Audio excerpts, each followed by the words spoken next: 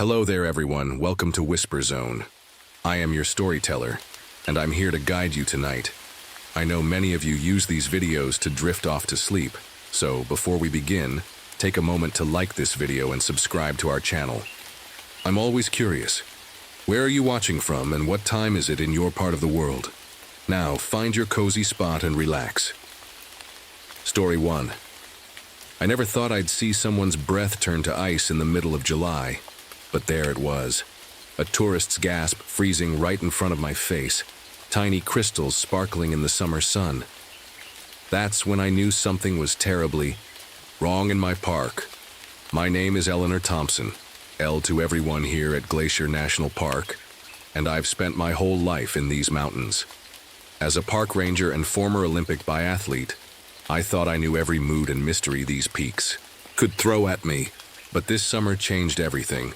It started with the cold spots, little patches of freezing air that had no business existing when the thermometer read 75 degrees. At first, I blamed faulty equipment, but you can't argue with frozen puddles in the middle of a heat wave. My skin would prickle every time I walked through one of these spots, like someone had draped an ice-cold blanket over my shoulders. Then came the animals. A deer frozen solid, standing upright like some twisted ice sculpture. When we managed to thaw it out, we found something that still haunts my dreams. Its organs had been removed with surgical precision, the cuts so clean they looked like they were made with a scalpel made of frost. Over the next week, we found 3 more animals just like it. My grandmother's stories started creeping back into my mind, tales she'd tell me about the winter spirits that her Blackfeet ancestors feared. I used to think they were just bedtime, stories meant to keep kids from wandering too far from home. Now, I'm not so sure. Last week I found something in the old ranger station archives that made my blood run cold. A journal from 1913, written by another ranger named James Cooper. His entries described exactly what we're seeing now.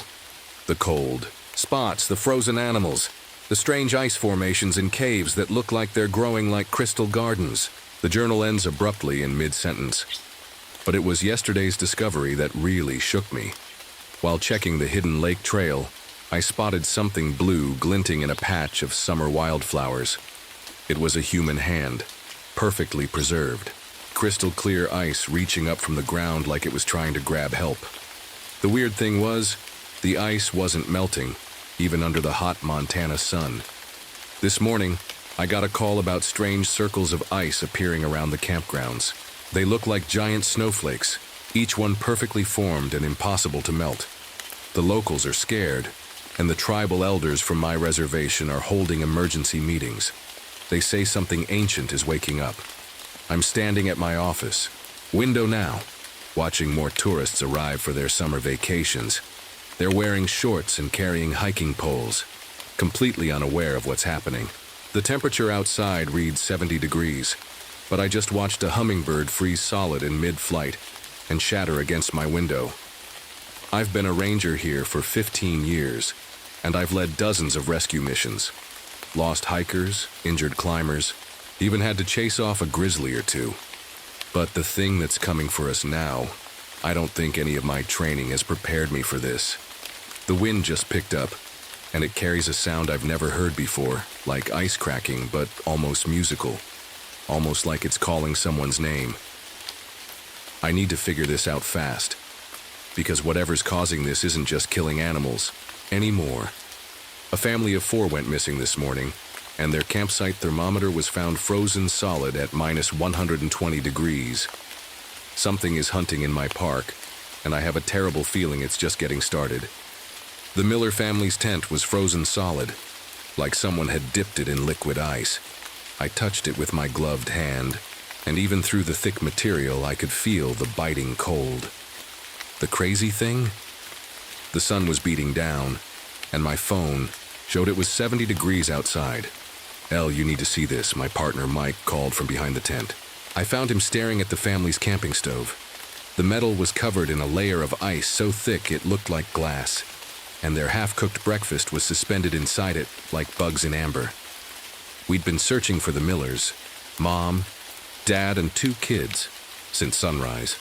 Their rental car was still parked at the trailhead, covered in a thin layer of frost despite the summer heat. Something about this wasn't right. My years of search and rescue experience told me we weren't dealing with ordinary missing hikers. That's when I saw it. A strange, wandering mist that seemed to move against the wind. It was white and sparkly, like diamond dust floating in the air. But the moment it touched a tree branch, the wood crackled and froze instantly. "Mike, don't move," I whispered, but it was too late.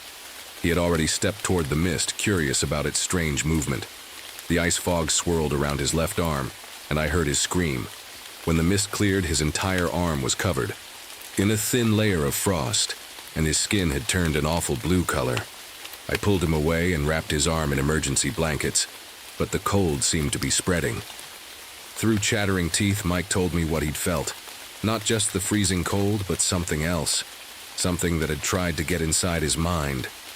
It wanted my memories, he stuttered. I could feel it, searching through them, like it was hungry for them. That's when we found the ice wall. It rose up from the ground like a frozen waterfall, and trapped inside were faces, human faces, frozen mid-scream. The Millers. They were perfectly preserved, their expressions showing pure terror.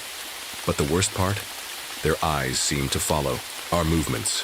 Our radios crackled to life, but instead of voices, we heard the sound of ice cracking and shifting. It was like the glacier itself was trying to speak. The sounds formed patterns, almost like words in a language I didn't understand, but somehow felt familiar. Back at Ranger Station, while the medics were treating Mike's arm, I discovered something in the old tribal records my grandmother had left me. The creature we were dealing with wasn't just attacking random people. It was hunting specific families, specific bloodlines. The Miller's surname had appeared in the park's records before, in 1913, right before those other disappearances. Mike's arm was getting worse. The blue color had spread to his shoulder, and he kept mumbling about the cold and the hunger. Sometimes, when he thought I wasn't looking, his eyes would turn glassy like ice, and his breath would come out in frozen clouds despite the warm hospital room. I sat there, watching my partner fight against whatever was trying to take hold of him, and made a decision. This thing, this ancient winter spirit my grandmother used to warn me about, it was real. And it wasn't just hunting anymore. It was building an army. The temperature outside dropped another 10 degrees as the sun set, and in the distance, I heard that ice-cracking language again. This time it sounded like laughter. I learned to track animals in these mountains before I could even read. My grandmother taught me how to spot the smallest details. A broken twig, a turned leaf, marks in the dirt. But tracking this creature was different. Instead of footprints, I followed trails of frost. Instead of broken branches, I looked for frozen ones. Mike was getting worse. The blue had spread across his chest now, and his skin felt like ice to touch.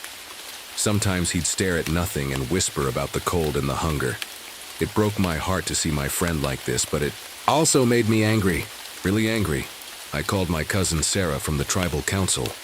"I need everything we have about the winter spirit," I told her.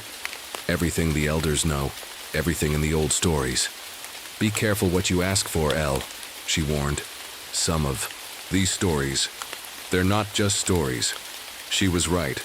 The papers she brought me were old and yellowed, but the words gave me chills. The creature wasn't just a spirit. It was something our ancestors had fought before. They called it the Ice Walker, and it did more than just freeze things. It collected memories, experiences, lives. Each person it took made it stronger. I gathered a small team. Sarah, 2 other tribal members who knew the old ways, and 3 of my most trusted rangers. We met in my cabin as the sun was setting. The temperature outside had dropped to freezing, even though it was still summer. "Look at this." I spread out an old map on my kitchen table. "Every attack happens near one of these caves." I pointed to the marks I'd made. "And they're not random. They form a pattern like a snowflake. There's something else," Sarah added quietly. She pulled out what looked like an old knife made of dark stone. This was found in the melting glacier last spring. The markings on it, They're the same as in the stories about the Ice Walker. Just then, my radio crackled. Mike had escaped from the hospital. The nurses said his skin was completely blue now, and the room he'd been in was covered in ice. "He's turning," Sarah whispered. "The Ice Walker is changing him, just like the others." We split into teams to search the caves. Each of us carried special packs, flashlights, emergency blankets, and bundles of sage and sweetgrass that Sarah insisted would help protect us. I also carried my grandmother's medicine pouch around my neck. Right now, I was willing to try anything. The cave I chose was the biggest, right at the center of the snowflake pattern.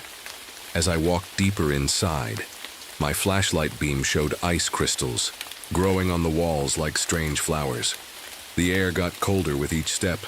Then I heard it, the sound of ice cracking, but also singing. A weird, beautiful song that made me want to follow it deeper into the cave. I shook my head hard to clear it. The stories had warned about this. The Ice Walker's song that lured people to their doom. In the deepest part of the cave, I found them. People frozen in ice like statues, dozens of them. Some were old, their clothes from different times. Others were new, including the Miller family, and they weren't completely frozen. I could see their eyes moving, following me. They were aware, the Sioux. Ice Walker wasn't just killing people. It was keeping them, storing them, feeding off their memories and experiences like some kind of frozen battery. And in the middle of it all stood Mike, his skin now completely blue, frost spreading from his fingertips. His voice crackled like breaking ice. "It's so cold, and I'm so hungry." The temperature in the cave dropped even further as a tall white shape emerged from the shadows behind him.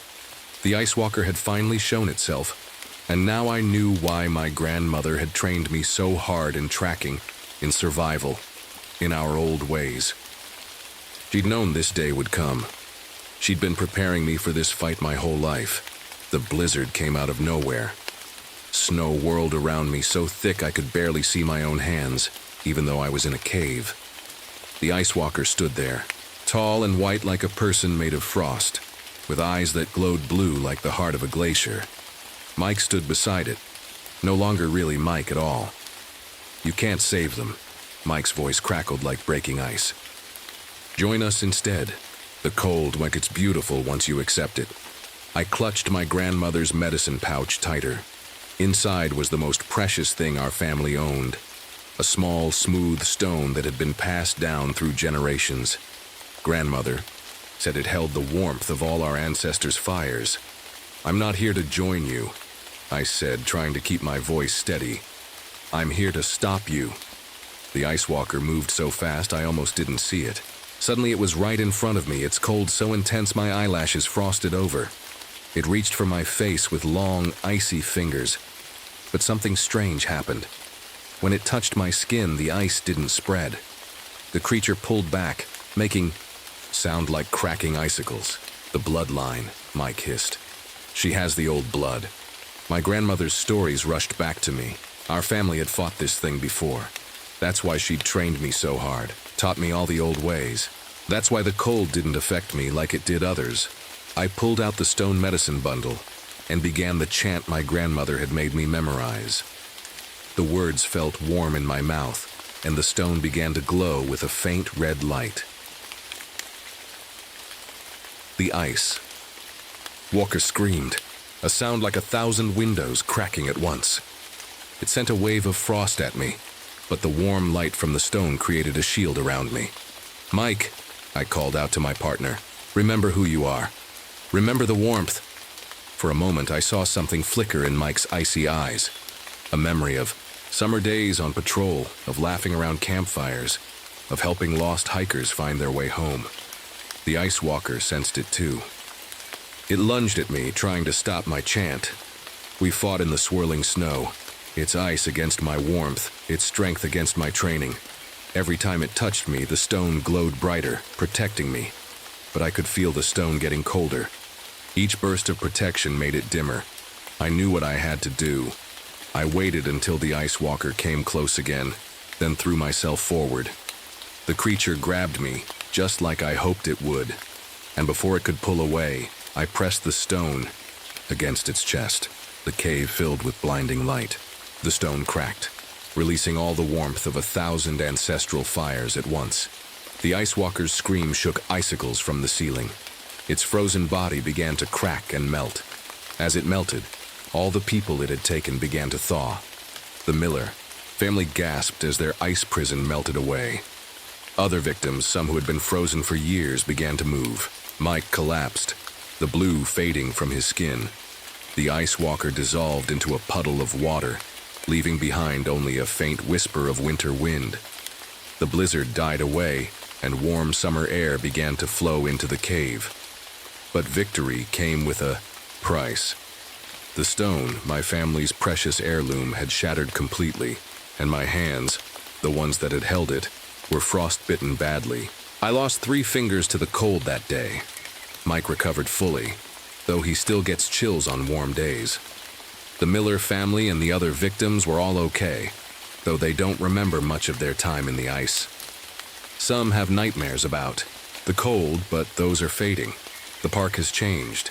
There are still spots where the temperature drops for no reason, places where ice forms on warm days.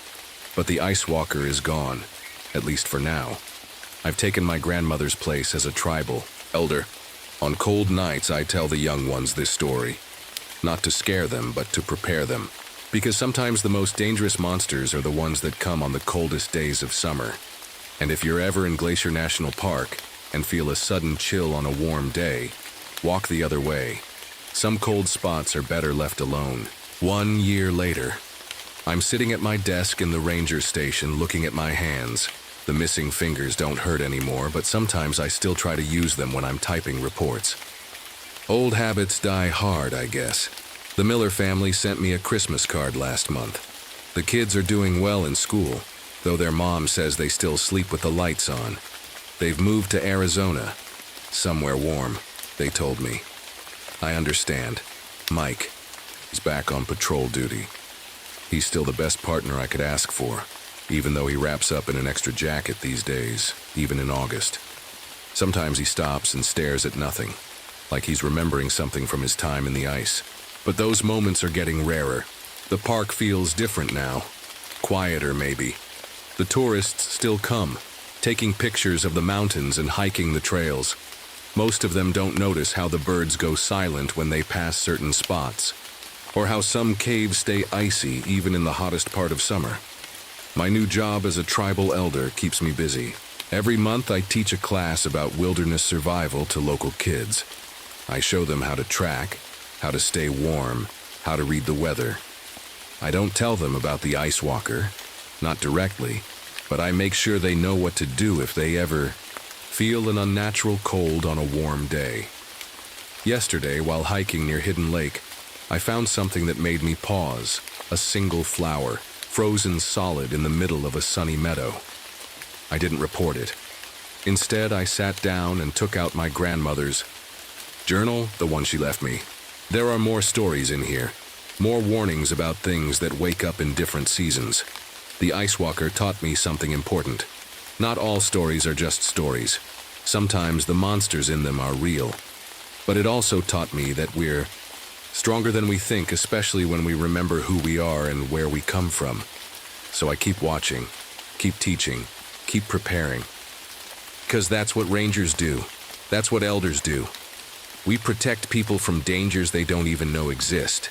And if you're ever hiking in Glacier National Park and feel a sudden chill, well, now you know who to call. Just look for the ranger with the missing fingers. I'll be here keeping watch. Eleanor L., Thompson Park Ranger and Tribal Elder Glacier National Park. Story 2.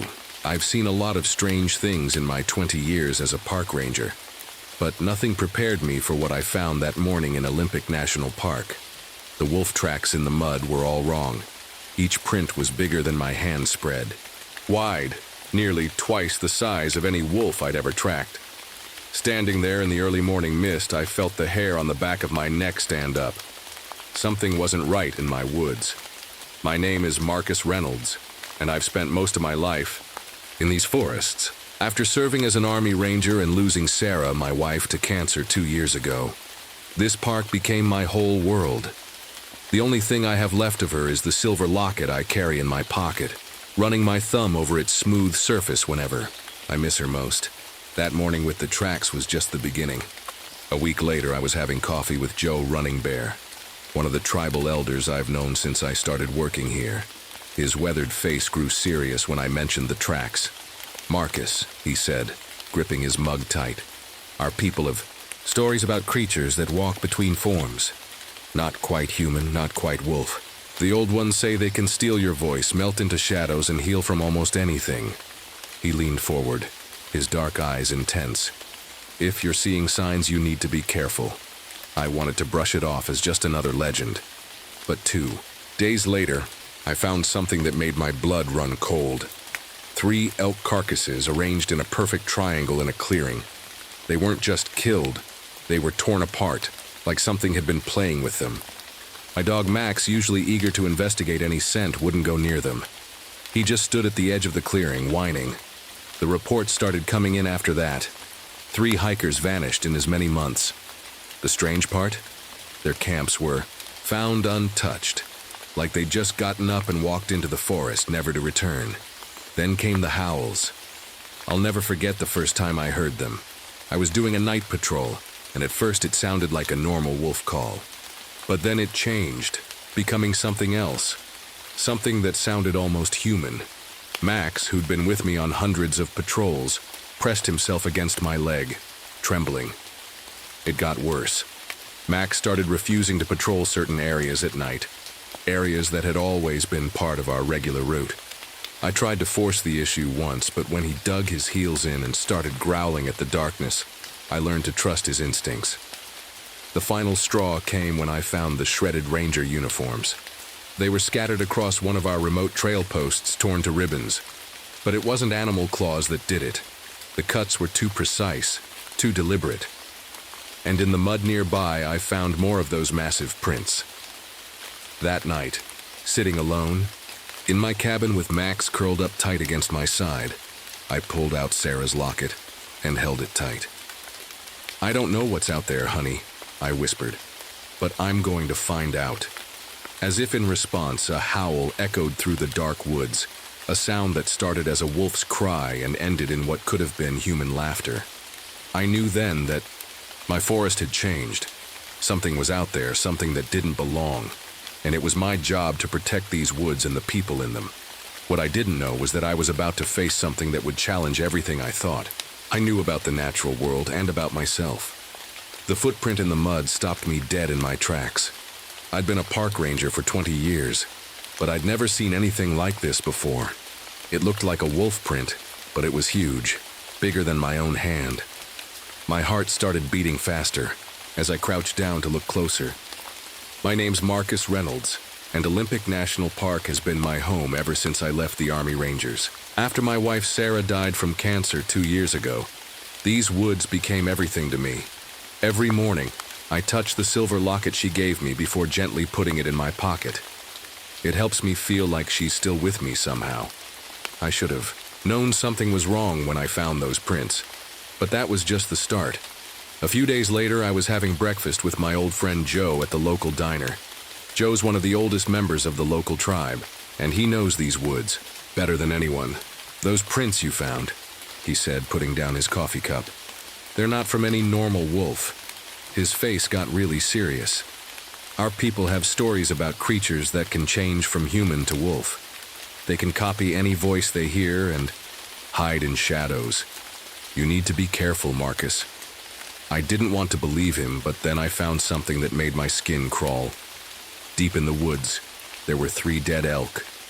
But this wasn't a normal animal attack. Someone, or something, had arranged them in a perfect triangle. My dog Max, who's never scared of anything, wouldn't go anywhere near them. He just stood back and whined, his tail between his legs. That's when the missing persons report started coming in. 3 hikers disappeared within 3 months. The weird thing was, all their camping gear was left behind, like they'd just gotten up and walked into the dark forest. Then came the howls. I was doing my usual night patrol when I heard it. At first, it sounded like a normal wolf. But then it changed into something that made my blood run cold. It started to sound like a human voice. Max, my brave German shepherd who's been with me on hundreds of patrols, pressed against my leg, shaking. Things got worse after that. Max started refusing to go to certain parts of the forest at night.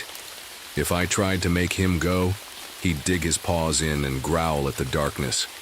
After a while, I learned to trust his instincts. The scariest thing happened last week. I found torn-up ranger uniforms scattered near one of our trail posts. They weren't just ripped, they were slashed to pieces, and right next to them, more of those giant wolf prints in the mud. That night, I sat in my cabin with Max curled up. Next to me, I held Sarah's locket tight and whispered, "I don't know what's going on in these woods, but I'm going to find out." Right then, a howl echoed through the trees. It started like a wolf's cry, but ended in what sounded like human laughter. I looked down at Max, who was staring at the window and growling softly. Something dangerous was in my forest. Something that wasn't supposed to exist.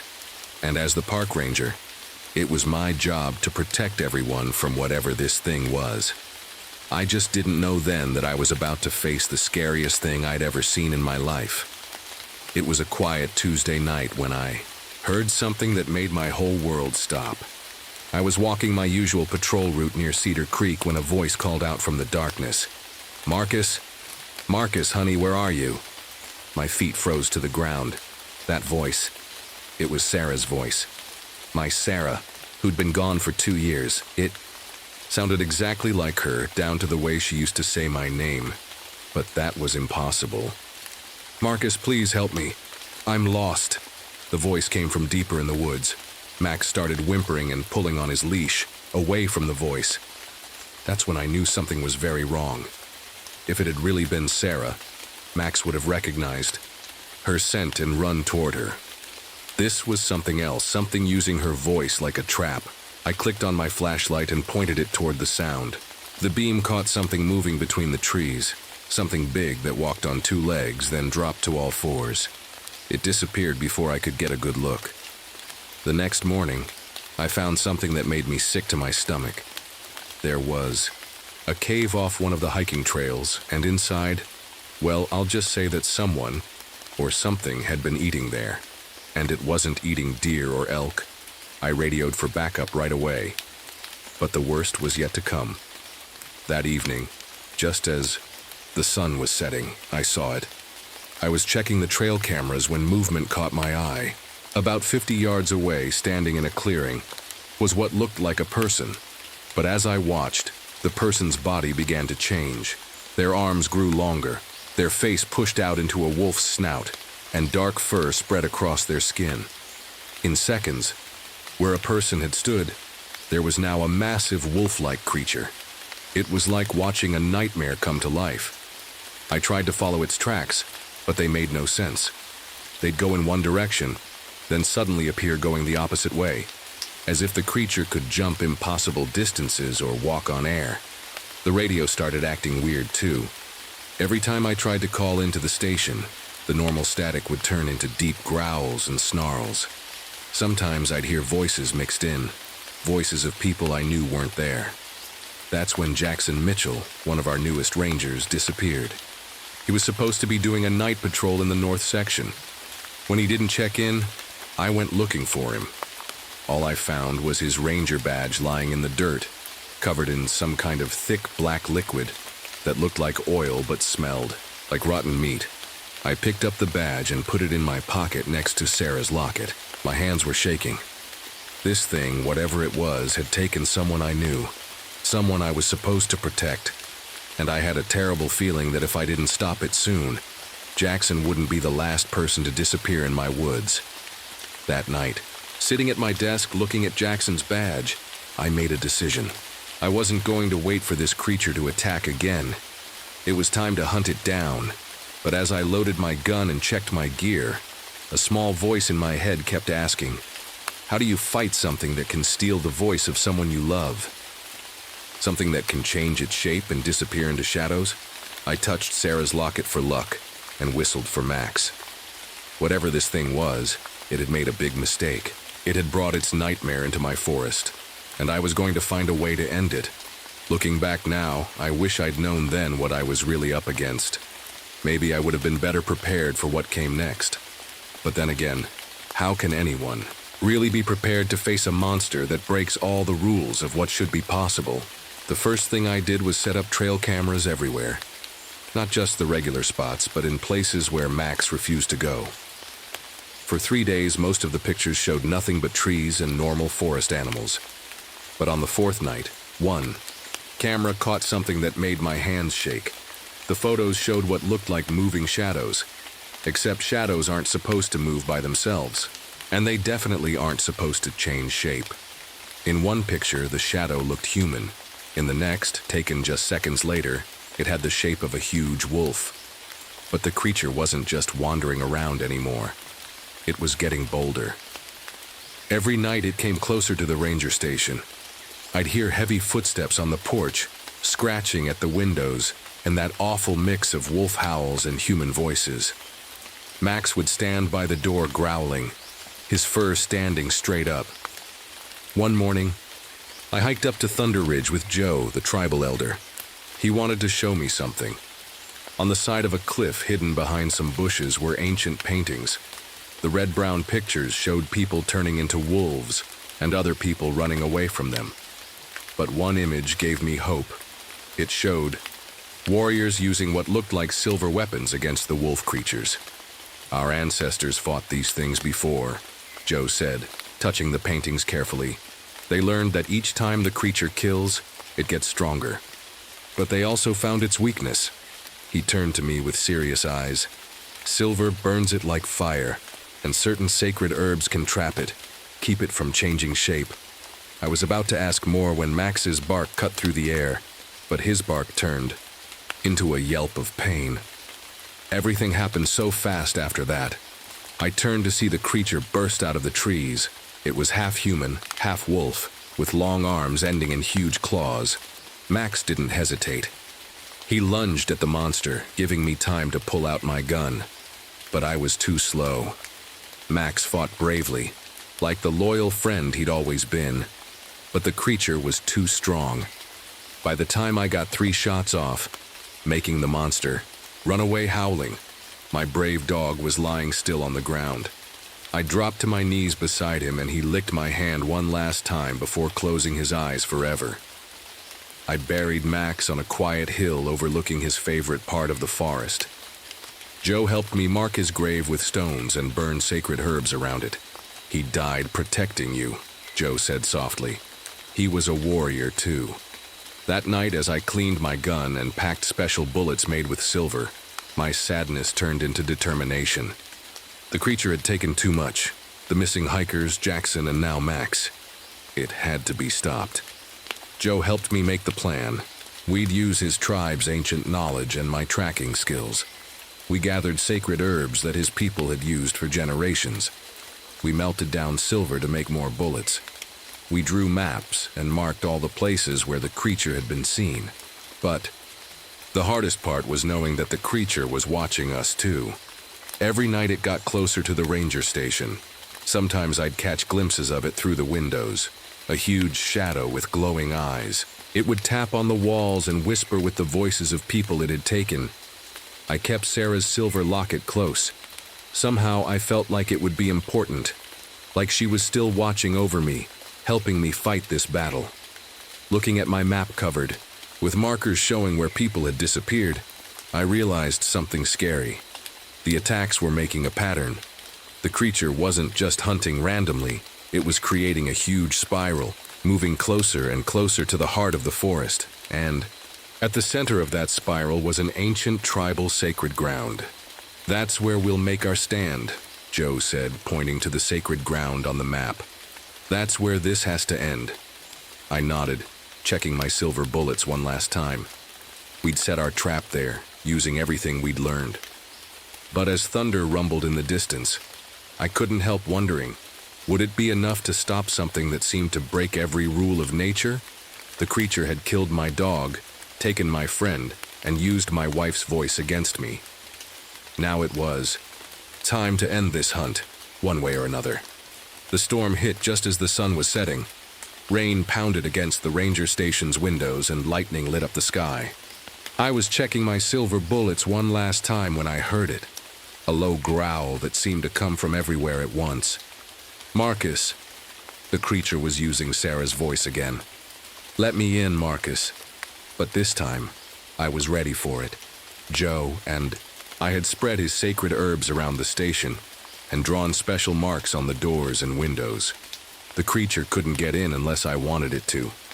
It didn't like that at all. The attack started with a crash. The creature slammed into the front door, making the whole building shake. I could see its huge shadow through the windows, bigger than any normal wolf or person. It moved so fast it was like a dark blur. Lightning flashed, and for a split second, I saw it clearly. It stood on two legs covered in black fur with a wolf's head but arms almost like a person's. Its eyes glowed yellow in the darkness. The sight made my heart skip a beat, but I forced myself to stay calm. Everything we'd planned depended on timing this just right. The creature broke through the window in a shower of glass.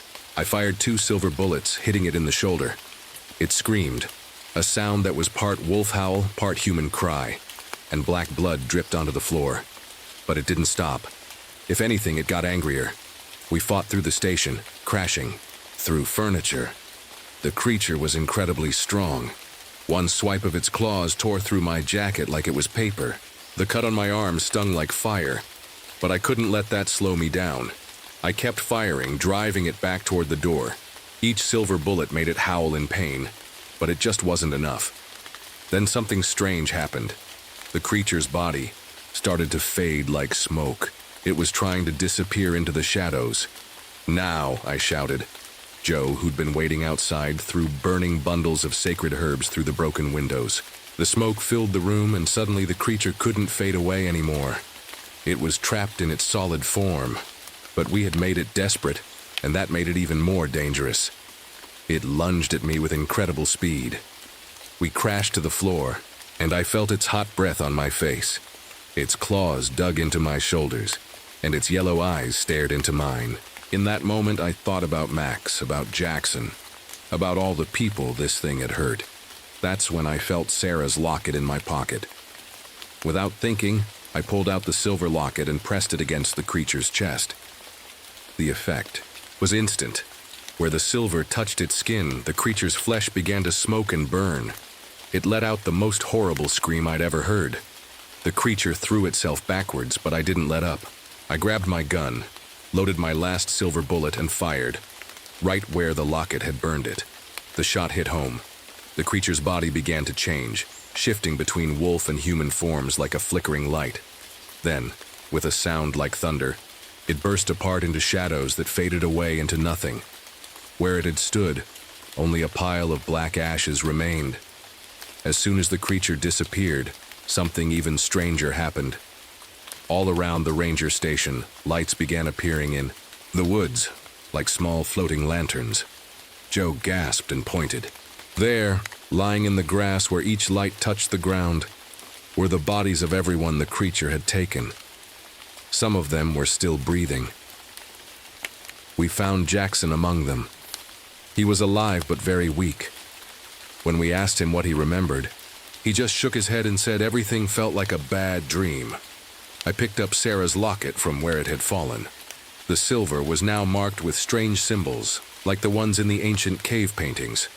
When I opened it, her picture smiled back at me, and for the first time in a long while, I smiled too. The storm cleared as quickly as it had come. As the sun rose, medical helicopters arrived to help the survivors.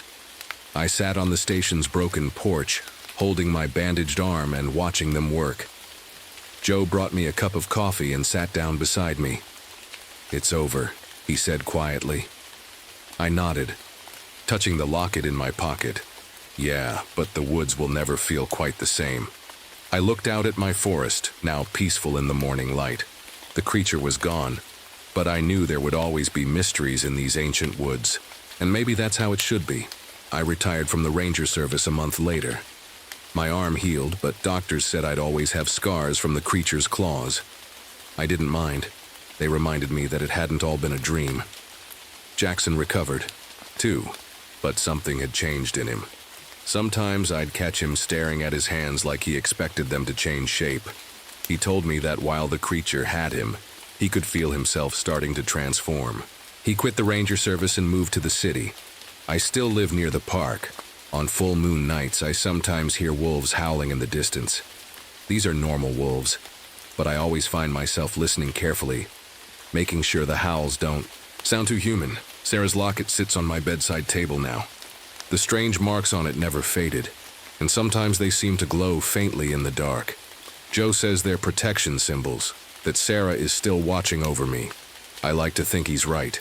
The woods keep their secrets, but now I know that the old stories, the ones people dismiss as legends, might have more truth to them than we think. And sometimes, on quiet nights, I look out my window at the forest and whisper a quiet thank you to Sarah, to Max, and to all those who helped me face the darkness and survive. Next story. The bear shouldn't have been inside out. That's all I could think as I stood there in the early morning mist, my flashlight beam shaking slightly as it illuminated what used to be one of the biggest black bears I'd ever tracked in these mountains. Now its fur was on the wrong side, like a coat turned inside out, but impossibly neat. No blood, no mess, just wrong. I've seen a lot of dead animals in my 15 years as a park ranger here in the Smokies. Bears killed by cars, deer taken down, by wolves, even the aftermath of poachers. But this was different. My hand instinctively went to the radio on my belt, but I stopped. How would I even explain this? "This is Ranger O'Connor," I whispered to myself, practicing. "I've found..." "What?" I shook my head. After everything I saw as a medic in Vietnam, I thought nothing could shake me anymore. I was wrong. The mist curled around my boots as I crouched down for a closer look. The bear's eyes were gone, replaced by small, perfectly round holes that seemed to go on forever. My training told me to take photos, collect evidence, call this in. But something deeper, something that felt like ancient instinct, screamed at me to run. That's when I heard it, a sound that made my skin crawl. Someone, or something, was whistling the Star-Spangled Banner somewhere in the trees behind me. The same way my ex-husband used to whistle it every morning while he made coffee. But Jack was 3 states away in Ohio. I'd signed the divorce papers myself just last month. I stood up slowly, my hand moving to the gun on my hip. The whistling stopped. In the sudden silence, I could hear leaves rustling, but there was no wind, not a breath of it. "Hello?" I called out, my voice steady despite the fear creeping up my spine. "This is Park Ranger Margaret O'Connor. Identify yourself." The only answer was the sound of something large moving through the underbrush, circling around me. Whatever it was getting closer. And as the first rays of sunrise began to pierce the morning mist, I saw something that made my blood run cold. There were multiple sets of tracks in the mud around the bear's body, human footprints, all of them exactly the same size as mine. I backed away from the bear's body, keeping my eyes on the tree line. The morning sun was higher now, but somehow the shadows seemed darker than they should be. I took out my phone and snapped a few quick pictures, even though a part of me really didn't want to look at that inside-out bear ever again. That was 3 weeks ago. I wish I could say things got better after that morning, but they didn't. They got worse, much worse. First came the deer. Usually they're everywhere in the park, eating, drinking from streams, doing their deer things. But now they were acting strange. I'd find groups of them standing perfectly still, all facing the same direction, like they were listening to something we couldn't hear. When I got close, they wouldn't run away. They'd just turn their heads to stare at me, their eyes wide and scared. My partner, Tom Jenkins, said I was imagining things. "Animals act weird sometimes, Meg," he told me during our morning patrol. "Remember last spring when all those birds flew into the visitor center windows? But this was different. I knew it in my gut, the same way I used to know when an ambush was coming in Vietnam. Some instincts you never lose. Then the plants started dying. Not all at once and not everywhere. They died in perfect circles like someone had drawn them with a compass. The grass would turn black overnight, then the bushes, then the trees. I found 7 of these circles in my sector alone. Could be some kind of fungus, Tom suggested. But he wouldn't look directly at the circles when we found them. I noticed he'd started taking the long way around them too. The tourists noticed. Something was wrong. Last Tuesday, a woman came running into the ranger station, her face white as paper. She swore she'd seen the same hiker 3 times on different trails at the same time. He had on a red jacket, she kept saying. The exact same red jacket. The exact same face. He waved at me the exact same way 3 times. I took her report, but what could I write? Tourist sees triplets. Still, I couldn't shake the feeling that her story connected somehow to what I'd been seeing. That night, I was doing my final rounds when my flashlight caught something carved into an old oak tree. At first, I thought it was just regular vandalism. We get plenty of hearts and initials from lovesick teenagers. But these marks were different. They looked ancient, like they'd been there for hundreds of years, but I knew that tree like an old friend. Those symbols weren't there yesterday. They reminded me of something I'd seen in an old book at the university library, where I'd been studying wildlife biology before all this started. Something about warning signs and old magic. I took out my phone to photograph them, but my battery was dead. Funny thing was, I just charged it that morning. The woods were quieter than usual as I walked back to my cabin that night. No owls, no crickets, not even the rustle of small animals in the underbrush. Just silence, and the feeling that something was watching me from between the trees. When I got home, I double-checked all my locks before going to bed. I'd never done that before. The park had always felt safer than any city I'd lived in. But as I lay there in the dark, I kept thinking about those symbols, about the dead plants, about that inside-out bear. And somewhere in the distance, just at the edge of hearing, someone was whistling the Star-Spangled Banner. The full moon lit up the mountain like a giant flashlight in the sky. I was doing my night patrol, trying not to think about how quiet the forest had gotten, when I saw them, glowing footprints in the dirt. They gave off a soft blue light, like those glow sticks kids play with at fairs. I followed them, even though every cell in my body was screaming at me to turn back. The tracks led me to Cove Creek, where I found something that still gives me nightmares. 2 hikers were lying face down by the water. When I turned them over, I dropped my flashlight and stumbled backward. Their faces were gone. Not cut off, not damaged. Just smooth skin where their features should have been. Like someone had erased them. I radioed it in with shaking hands. Within an hour, the place was crawling with police and emergency workers. I heard them whispering, trying to make sense of it. But how do you make sense of something like that? The next day, local hunters started disappearing. First, it was old Bill Mason, who'd been hunting these woods since before I was born. Then the Johnson brothers vanished from their usual hunting spot. Their trucks were still there, rifles inside, but no sign of them. Tom was acting stranger every day. I caught him staring at me when he thought I wasn't looking. Sometimes he'd say things that didn't make sense, like he was reading from a script. Didn't quite understand. "Beautiful sunrise this morning, wasn't it, Meg?" he said one afternoon. But it had been raining all day, dark clouds blocking out the sun. I started watching him more closely after that. The way he moved seemed off, like someone wearing an ill-fitting suit. And he kept whistling that darned national anthem. Then, the really weird stuff started happening. I found a dead deer one morning, definitely dead. I checked twice. But when I came back with my camera an hour later, it was gone. Later that day, I saw the same deer walking through the trees. I knew it was the same one because it had a distinctive scar on its side. Only now the scar was on the wrong side, like a mirror image. The local hunters who were still around started telling stories. They'd see their hunting buddies walking through the trees, but when they called out to them, their friends would turn around and have no faces. Others reported seeing the same animal in 2 places at once, or animals walking backward, or moving like puppet versions of themselves. I knew I should report all this to someone higher up, but who would believe me? More importantly, who could help? This wasn't something they taught us about in ranger training. One evening, I was checking the cameras we'd set up near where the hikers were found. The memory card was full, But when I looked at the footage, it showed the same 10 seconds. Over and over, a deer walking through the frame, stopping to look at the camera, then walking on.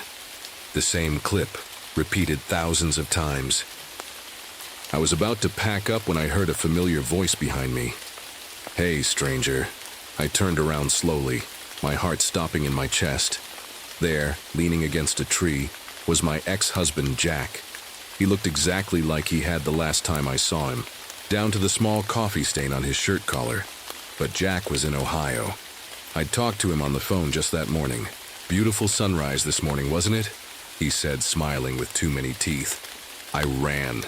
I ran faster than I ever had in my life, crashing through the underbrush, not caring about the branches whipping at my face. Behind me, I heard laughter. Not Jack's laugh, but something using his voice wrong, like a bad recording played backward. When I finally made it back to my cabin, I locked myself in and called the real Jack. He answered on the third ring, groggy and confused. "Meg, it's midnight here. What's wrong?" I couldn't tell him what I'd seen. How do you tell someone you just met their copy in the woods? Instead, I just asked him to talk to me for a while about anything, while I watched the trees outside my window grow darker in the moonlight. And somewhere out there, something that wasn't Jack was still laughing. The blood moon rose over the mountains like a giant red eye. I was huddled in my cabin trying to make sense of everything in my journal when my radio crackled to life. "Meg?" It was Tom's voice, but different, somehow, hollow. "You need to see this by the old lookout tower." I knew I shouldn't go. Everything I'd learned in my years as a ranger and soldier screamed that this was a trap. But Tom was still my partner, wasn't he? I grabbed my gear, flashlight, radio, gun, and the old book about local legends I'd borrowed from the library. As I stepped outside, I noticed something weird. All the shadows were pointing the wrong way, moving against the moonlight like they had minds of their own. Halfway to the tower, I saw it. The thing pretending to be Tom was standing in a clearing, its back to me. But its back wasn't right.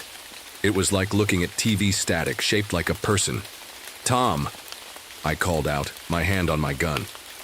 It turned around, and I saw why the shadows were wrong. This thing was casting them in every direction at once. Where Tom's face should have been, there was just a swirling darkness that hurt my eyes to look at. "Beautiful sunrise, wasn't it?" it said in Tom's voice. Then in Jack's voice. Then in my voice. I ran. Behind me, I heard more voices. My mom's. My old army commanders, even my third-grade teachers. All of them getting closer. All of them wrong. I burst into the ranger station, hoping to find help. Instead, I found 3 of my fellow rangers, Mike, Sarah, and Dave, standing perfectly still, staring at their own reflections in the windows. As I watched in horror, their reflections reached out through the glass and pulled them in, like water-swallowing stones. They didn't even scream. My radio crackled again. This time I heard multiple voices talking at once, all saying the same thing. "Come see, Meg. Come see what we found." I knew where I had to go, even though I didn't want to. The old burial ground deep in the park, where they'd found Native American artifacts back in the 50s. I'd been there 100 times on patrol, but never at night, never during a blood moon. When I got there, the ground was torn up like something had been digging. A lot of somethings. In the center of the clearing stood 5 figures, Tom, Jack, and 3 copies of me. They were all whistling the Star-Spangled Banner, slightly out of sync with each other. "Stop this," I said, trying to sound braver than I felt. "Whatever you are, stop this now." They all turned to look at me with their swirling dark faces. Then they spoke together, their voices mixing into one horrible sound. "But we're just getting started, Meg O'Connor." The copies of me started walking closer. Each step they took left burning footprints in the grass. The air around them shimmered, like hot pavement in summer. That's when I noticed something else. All the animals in the forest were running, not away from the clearing, but out of the park entirely. Deer, bears, even birds were fleeing in a massive wave. They ran right past me like I wasn't even there, their eyes wide with terror. I pulled out my gun. But what good would bullets do against something that could steal faces and walk through mirrors? The thing wearing Tom's shape laughed. You still don't understand, do you? We've been here all along, waiting, watching, learning to be you. Reached out with Tom's hand, but the fingers were too long, bending in ways fingers shouldn't bend. Touch me, it said. See what we've learned. I backed away, but behind me were the other copies. They were all reaching for me now, their hands elongating like shadows at sunset. Then I remembered something from the old book, something about creatures that could wear any shape, that poisoned the land with their footsteps. Something that could only be stopped by, but before I could finish the thought, one of their hands brushed against my arm. Just for a second, the world changed. I saw myself through 1,000 different eyes. I saw every moment of my life played, backward and forward at once. I saw things that couldn't be real, cities made of meat, skies full of teeth, mountains that breathed. When my vision cleared, I was on my knees in the dirt. The copies were gone, but I could hear them laughing from everywhere at once. And on my arm, where that thing had touched me, there was a perfect handprint burned into my skin. It glowed like the footprints I'd seen before, pulsing in time with my heartbeat. I knew then that this was just the beginning. These things, whatever they were, had been practicing, learning to be human, and now they were ready to replace us all. I stumbled back to my cabin in a daze, my burned arm throbbing with each step. The handprint was still glowing, casting weird shadows on the walls as I dug through my books. There had to be an answer. There had to be a way to stop them. Finally, I found it. In the oldest book, its pages yellow and crumbling, there was a story about creatures called skinwalkers. They could wear any shape they wanted, but they weren't perfect copies. They always got something wrong, like whistling the same song over and over, or talking about sunrises that never happened. The book said there was a ritual to trap them, but the price was high. You had to sacrifice something you truly loved. Not just give it up, but destroy it completely. I looked around my cabin at all the things I cared about. My dad's old compass, my army medals, the photos of my family. But none of these felt important enough to power the ritual. Then I realized what I had to sacrifice. The thing I loved most in the world, my voice. I'd always been proud of being able to speak up, to tell stories, to sing old songs around campfires with other rangers. The book said the sacrifice had to hurt, had to mean something. This would mean everything. But first I had to set a trap. I knew these mountains better than anyone, better than any skinwalker could learn by copying memories. I'd spent 15 years walking every trail, knowing every cave and cliff. Just like in Vietnam, I could use the land itself as a weapon. I worked through the night, setting up everything I needed. Gas canisters from the ranger station, flares, ropes, mirrors from my cabin, positioned just right. I knew the skinwalkers would come. They couldn't help themselves. They had to keep pushing, had to keep copying until they got everything right. Just before dawn, I heard the whistling. Not just from one direction, but from everywhere. They were coming. I walked out to the clearing I'd prepared and started singing the Star-Spangled Banner. A challenge. A minute later, Tom stepped out of the trees, then Jack, then 3 more, copies of me. But this time I was ready. You want to learn to be human? I called out. Come on then, let me teach you. They came at me from all sides. I ran, but not in panic this time. I led them exactly where I wanted them to go, through the trails I'd marked, past the mirrors I'd set up. Every time they saw their reflection, they had to stop and reach for. That slowed them down, gave me time. I could hear tourists screaming in the distance, early morning hikers who'd come across something terrible. I wanted to help them, but I couldn't. Not yet. Had to stick to the plan. The skinwalkers were getting frustrated. They started changing shapes faster, turning into birds to fly after me, then bears to charge at me, then back to human shapes. But each change was messier than the last. They were getting sloppy. I reached the center of my trap, a circle of mirrors surrounding the old burial ground.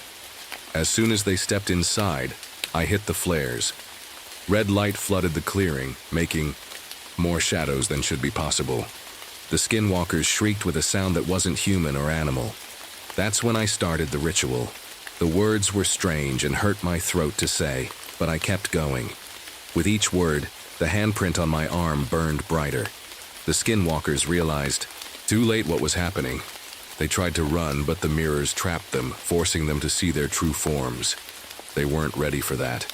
Their shapes started coming apart, revealing the darkness underneath. The one that looked like Tom, the original skinwalker, I realized, made one last try. It reached for me with those two long fingers, its face swirling with darkness. "We could have made you perfect," it said in 1,000 voices at once. "I never wanted to be perfect," I said. Then I spoke the last word of the ritual. Everything went white. When I could see again, the skinwalkers were gone, but so was my voice. When I tried to speak, nothing came out, not even a whisper. The book had warned me the sacrifice would be permanent. The mirrors were all shattered. 5 tourists lay dead near the edge of the clearing. They'd wandered too close during the final fight, gotten caught in the backlash of the ritual.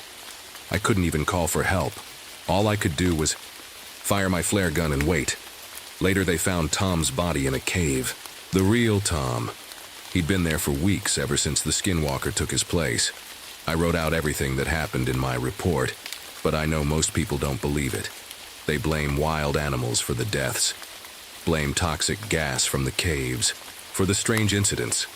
Blame anything but the truth, but I know what really happened. And even though I can't speak anymore, I can still see things others can't.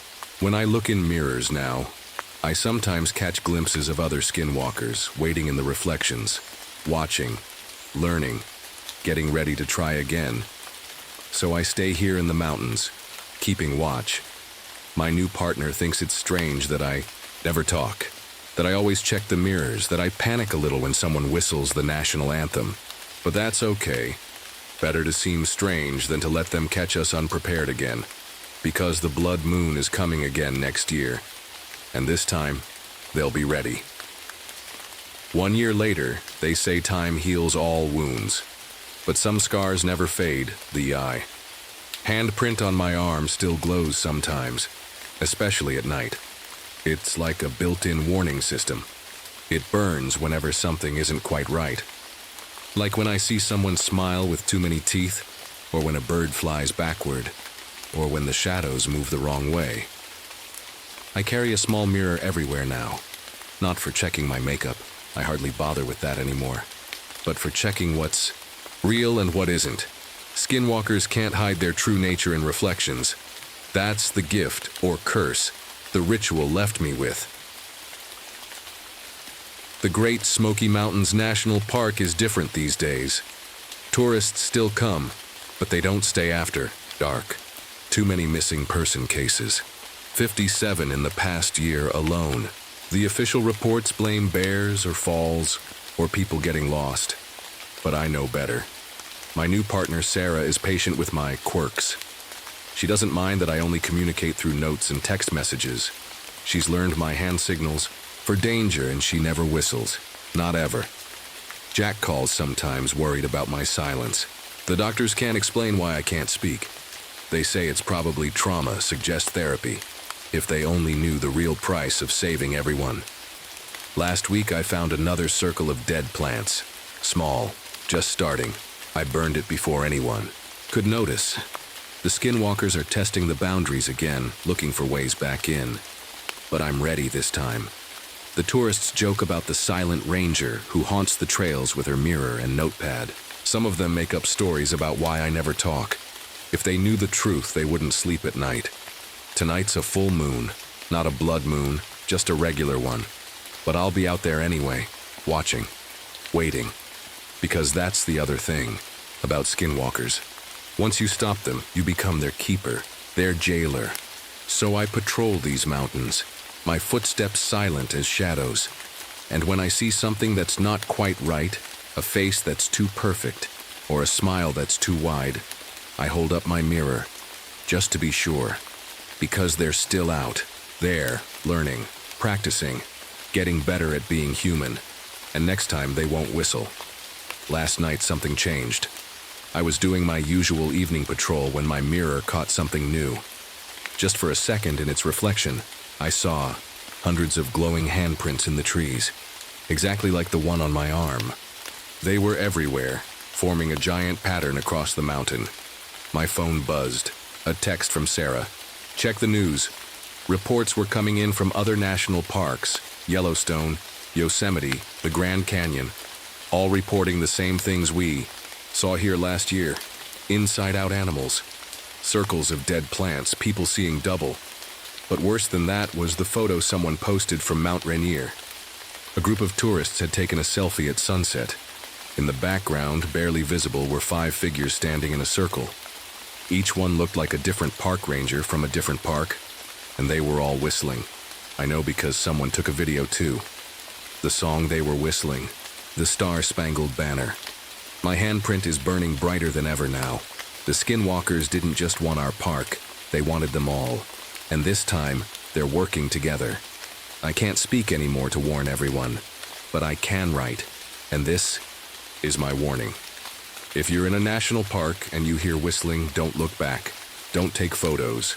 And whatever you do, don't answer if someone asks you about the sunrise. Just run. Because the skinwalkers aren't practicing anymore. They're teaching. Next story. I never thought I'd be scared of my own reflection.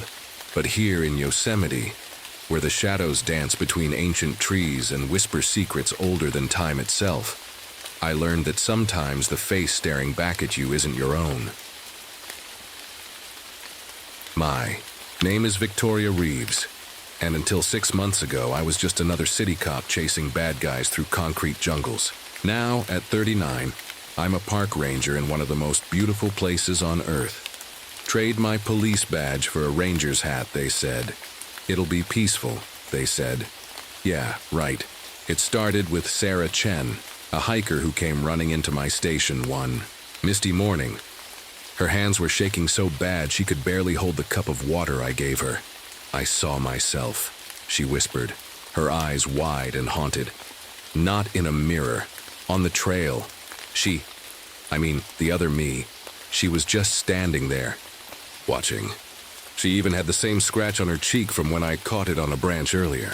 I did what any former detective would do. Took her statement, checked the trail cameras, and filed it away as a case of trail fatigue. But then Thomas Rodriguez reported the same thing the next day, and Maria Kent the day after that. Each story was the same. People seeing perfect copies of themselves on the trails. I found the first piece of skin near Mirror Lake. At first, I thought it was just some weird trash, but when I picked it up with my gloves, my stomach turned.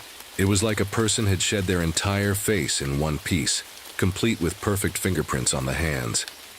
The forensics lab said it was real human tissue, but get this, it belonged to nobody, literally. The DNA didn't match anything in any database.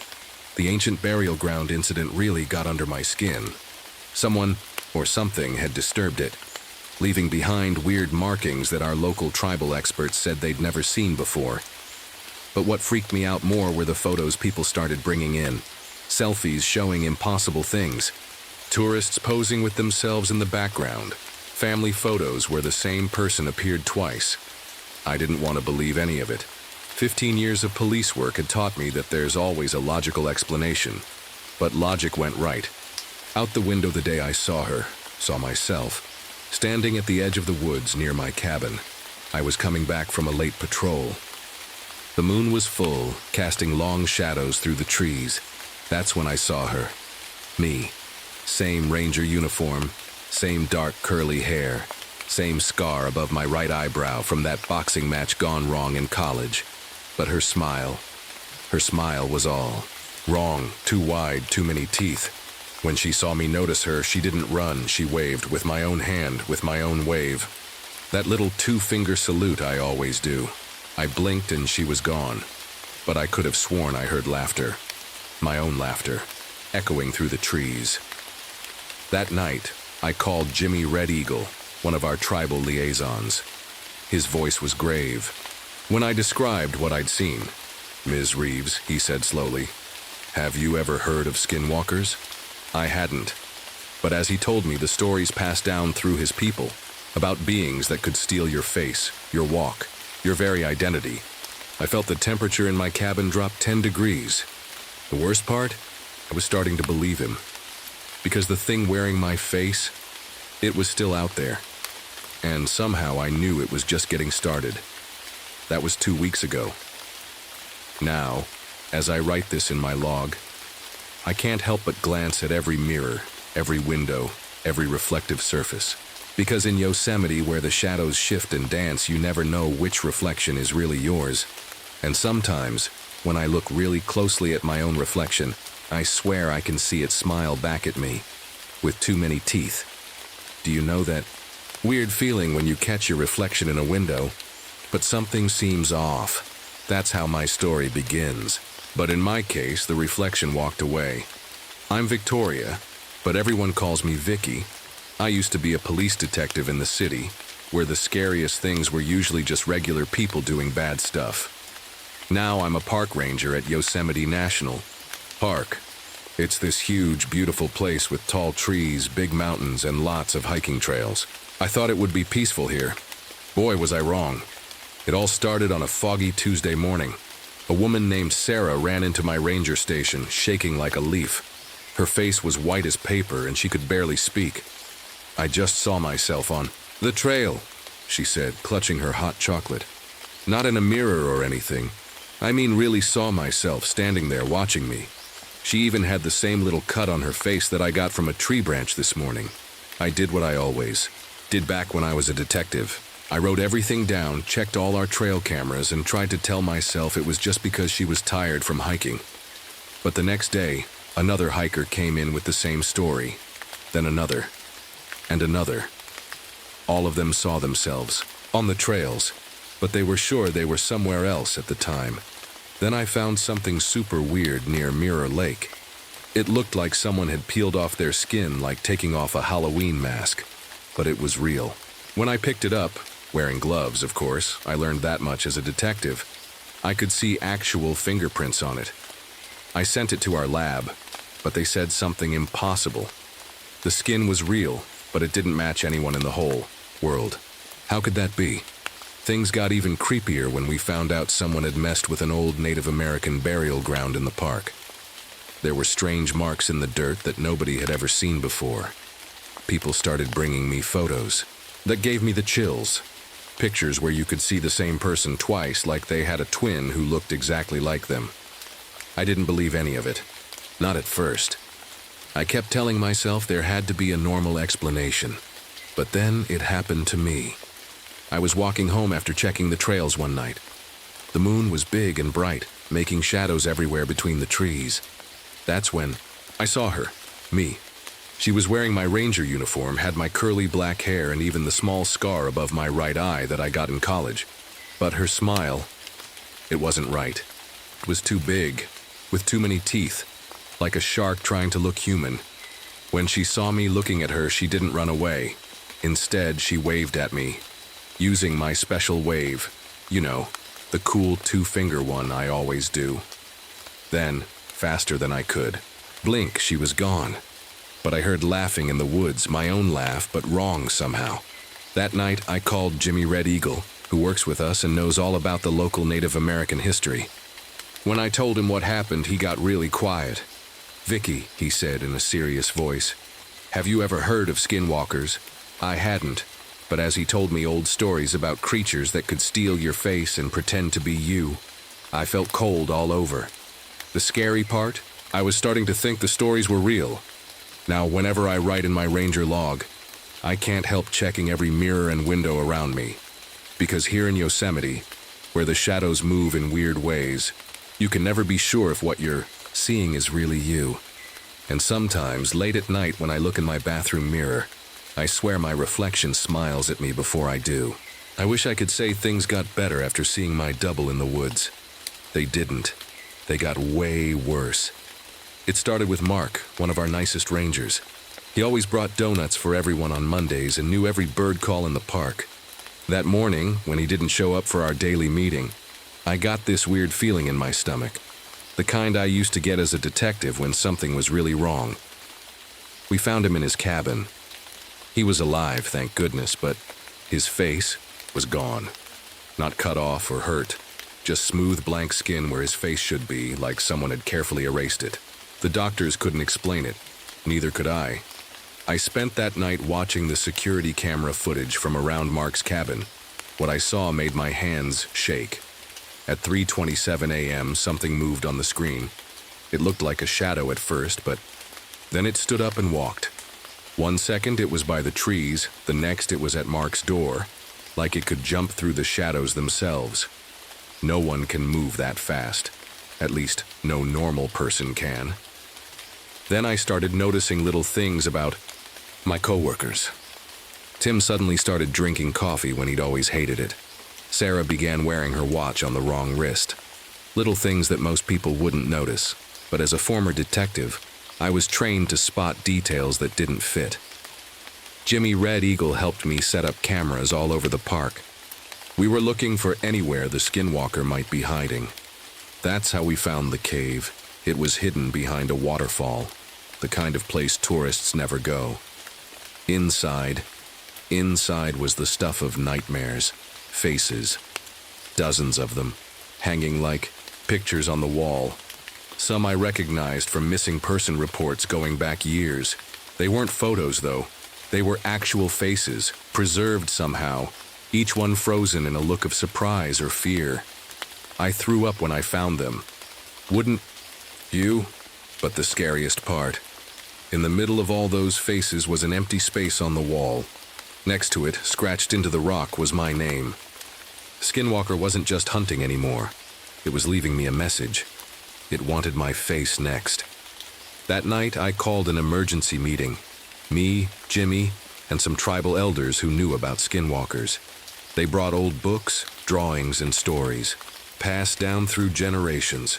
We spread everything out on my kitchen table, looking for anything that might help us fight this thing. These beings, one elder named Sarah Blackhawk told me, they're strongest in the shadows, but they're not invincible. Our ancestors found ways to fight them. She showed me symbols drawn in special red clay, patterns that could trap a skinwalker, and stones that could hurt them. We started making plans, setting up protective circles around the ranger stations. But as we worked, I kept seeing movement. From the corner of my eye, shadows that shouldn't be there. And every time I looked in a mirror or window, I had to check, really check, that it was actually my reflection looking back. Because somewhere out there, wearing who knows whose face, the skinwalker was watching, waiting, planning. And I had a horrible feeling that this was... Have you ever played hide and seek in the dark? That's what hunting a skinwalker feels like. Except you're not sure if you're the hunter or the one being hunted. We set up our traps carefully. Jimmy showed me how to make special circles using red clay mixed with crushed turquoise, stuff his grandmother said would trap a skinwalker if it stepped inside. We put these circles near the places where people had seen their doubles, hiding them under leaves so they looked natural. My partner Jack helped me set up special lights around the park. Shadows can't exist without light, he said, setting up another bright lamp. So we control the light, we control where it can go. It made sense, simple but smart. But the skinwalker was smart too. It started playing tricks with my mind. One morning I saw my mom walking on one of the trails. My mom who died 5 years ago in a car accident. She looked just like I remembered her, down to the way she always tucked her hair behind her ear. When I ran toward her, she turned and smiled, with too many teeth. Then she melted into the shadows between trees.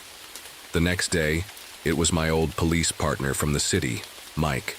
Then my college roommate, Sarah. The skinwalker was digging through my memories, wearing faces from my past like Halloween masks. But we figured out something important. Every time the skinwalker changed faces, it left behind tiny sparkly bits, like crushed up crystals. Jimmy's grandmother recognized them. These are pieces of crystal quartz, she said, holding them up to the light. The skinwalker needs them to change shape. If we can find where it gets them. That's when Jack started acting weird. He'd always been a coffee addict, but suddenly he stopped drinking it. He started humming songs I'd never heard him hum before. Little things, wrong things. I didn't want to believe it, but deep down I knew. The skinwalker had gotten to Jack. I caught him one night sneaking into the cave behind the waterfall. When I followed him in, he turned to look at me, and his face, it rippled like water when you throw a stone in it. "You're getting better at spotting us," he said, but it wasn't Jack's voice anymore. It was like many voices talking at once. Most humans never notice the little details. That's what makes you special, Victoria. That's why I want your face for my collection. I ran, I'm not ashamed to admit it. Sometimes running is the smart thing to do. But as I ran, my mind was racing too. The skinwalker had made a mistake. It had shown me something important. In that cave behind Jack, or what looked like Jack, I'd seen piles of crystal quartz. Lots of it. That's where it was getting its power. Now we knew where to set our biggest trap. I called Jimmy right away. "We need to get everything ready," I told him. "Tomorrow night's a lunar eclipse. The shadows will be strongest then." "That means the skinwalker will be strongest too," Jimmy warned. "Yeah," I said, checking my flashlight batteries. "But sometimes you have to face the monster when it's strongest, to have any chance of beating it." As I got ready for bed that night, I taped over every mirror in my cabin, covered every window, because I knew that somewhere out there wearing Jack's face, the skinwalker was getting ready too. Tomorrow would be our last chance. Either we'd stop it, or it would add my face to its collection. And honestly, I wasn't sure which was more likely. The night of the lunar eclipse was darker than any I'd ever seen. The moon looked like someone was slowly drawing a curtain across it, turning it red like a drop of blood in the sky. I stood at the entrance of the waterfall cave, my flashlight beam cutting through the mist. Jimmy and 3 tribal elders stood behind me, holding special torches made with sage and cedar wood. My hands were covered in the red clay mixture that could trap the skinwalker. My heart was beating so fast I could hear it over the rushing water. "Remember," Jimmy whispered, "once we're inside, don't trust anything you see, not even each other." I nodded, took a deep breath, and stepped into the cave. The faces were still there, hanging on the walls like some twisted photo gallery. But now they seemed to watch us as we moved past them. Some of them even looked like they were trying to speak. I tried not to look at the empty space where my face was supposed to go. We found Jack, the real Jack, unconscious near the crystal piles. He was breathing, but his face looked blurry, like someone had tried to erase it but stopped halfway. That's when I heard my own voice behind me. "Do you like my collection, Victoria?" I turned around slowly. It was like looking in a mirror, except this mirror could walk and talk. The skinwalker had taken my face, my voice, even the way I stood with one hand on my hip. "You know," it said, walking closer, "most humans run away screaming when they see themselves. But not you. You're different, special." "Let Jack go," I said, trying to keep my voice steady. "Let all of them go." The skinwalker laughed, my laugh, but wrong. "But I need them, just like I need you. Do you know how lonely it is being the last of my kind, having to wear other faces just to feel real?" For a second, I almost felt sorry for it. Then I remembered Mark's blank face, the missing people, all those faces on the wall. "Now!" I shouted. Jimmy and the elders lit their torches. The cave filled with sweet-smelling smoke. The skinwalker hissed, a sound no human throat could make, and its face began to ripple. I threw the red clay mixture at its feet, drawing the circle just like we'd practiced. The skinwalker tried to step back, but the circle started to glow. It was trapped, but it wasn't giving up. Suddenly, I was surrounded by faces from my past. My mom, my dad, old friends, even my first-grade teacher. The skinwalker was shifting through them, like flipping through a photo album, trying to find one that would make me break the circle. "Victoria, honey, please help me," it said in my mom's voice. I closed my eyes. "You're not her, you're not any of them." The elders started chanting in their ancient language. The cave walls began to shake. Crystals fell from the ceiling like rain. Then the skinwalker showed its true form. It was like watching a shadow come alive, dark and flowing, with too many eyes and a mouth full of teeth that shouldn't exist. But now I could see it was afraid. The faces, it whispered in a voice like rustling leaves. Please, they're all I have.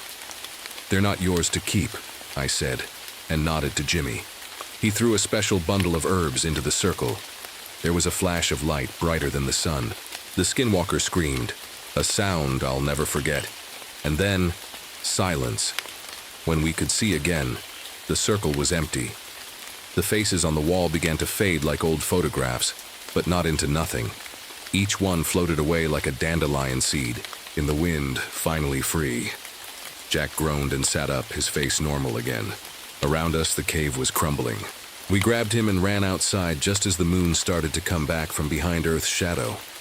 We found out later that all over the country, people who had been missing for years suddenly turned up, with no memory of where they'd been. Mark's face came back too. He still brings donuts every Monday, but now he always checks his reflection first, just to be sure. As for me, I still work as a ranger at Yosemite. The cave behind the waterfall collapsed that night, burying all those crystals deep underground where no one can find them. But sometimes when I'm walking the trails at dusk, I think I see movement in the shadows.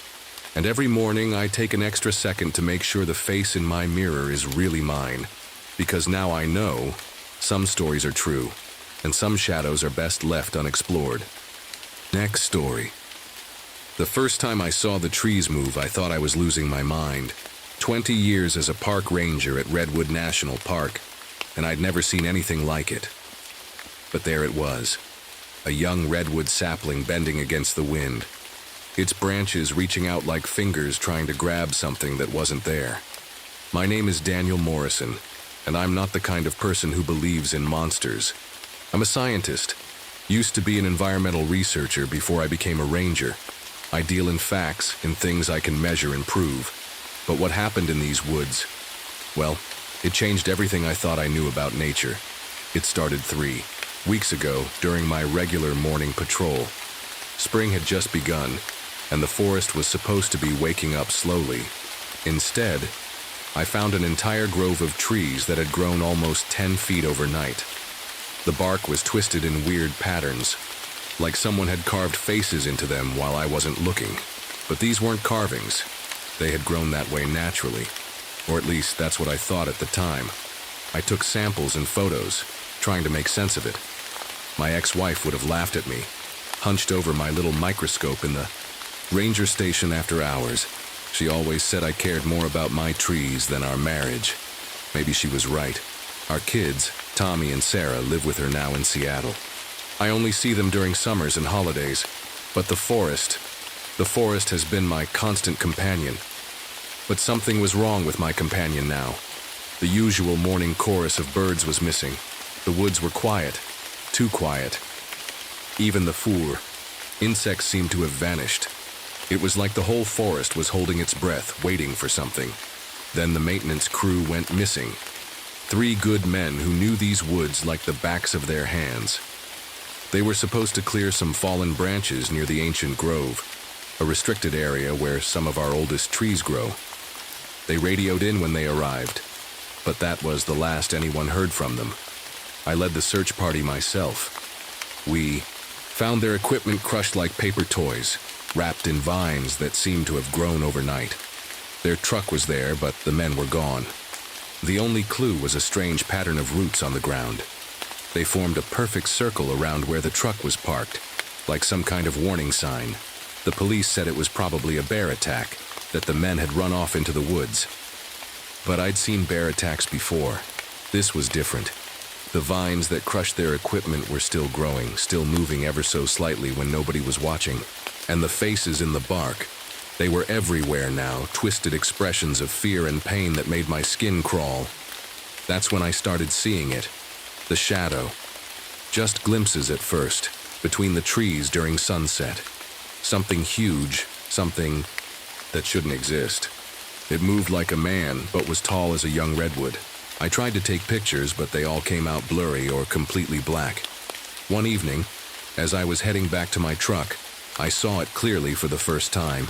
It stood at the edge of a clearing, its body seeming to shift between solid and transparent, like smoke caught in a shape. But what scared me most weren't its impossible height or its shadowy form. It was its eyes. They glowed with a deep green light, and they were fixed right on me. In that moment, I understood something that chilled me to my bones. The forest wasn't just a collection of trees anymore. It was awake, and it was watching. I ran back to my truck that night, my heart pounding in my chest. As I drove home, I could have sworn I saw branches reaching for my vehicle, trying to stop me from leaving. I knew right then that my life was about to change forever. Whatever was happening in these woods, it wasn't natural. And somehow I had a feeling it wasn't over. It was just beginning. That night I couldn't sleep. I kept thinking about those missing men, about the moving trees, about those glowing green eyes. But mostly I thought about how the forest I'd dedicated my life to studying and protecting had suddenly become something I no longer understood. And the worst part? Deep down I knew that whatever was out there among the trees wasn't just watching me. It was getting ready for something bigger. I wasn't alone when I saw it happen. That's what makes it real, what makes it impossible to pretend it was all in my head. Jeff Chen, my research partner for 5 years, was right there with me when the vines came alive. We were setting up moisture sensors near the old growth area. Jeff was checking the soil samples while I logged the data on my tablet. It was just another Tuesday morning, or at least it started that way. "Dan, look at this," Jeff called out, holding up a dirt sample. "The growth rate here is off the charts. These readings can't be right." But before I could answer, something wrapped around his ankle. At first I thought he'd gotten tangled in some old vines. Then I heard him scream. The vine was moving, actually. Moving, wrapping itself around his leg like a snake.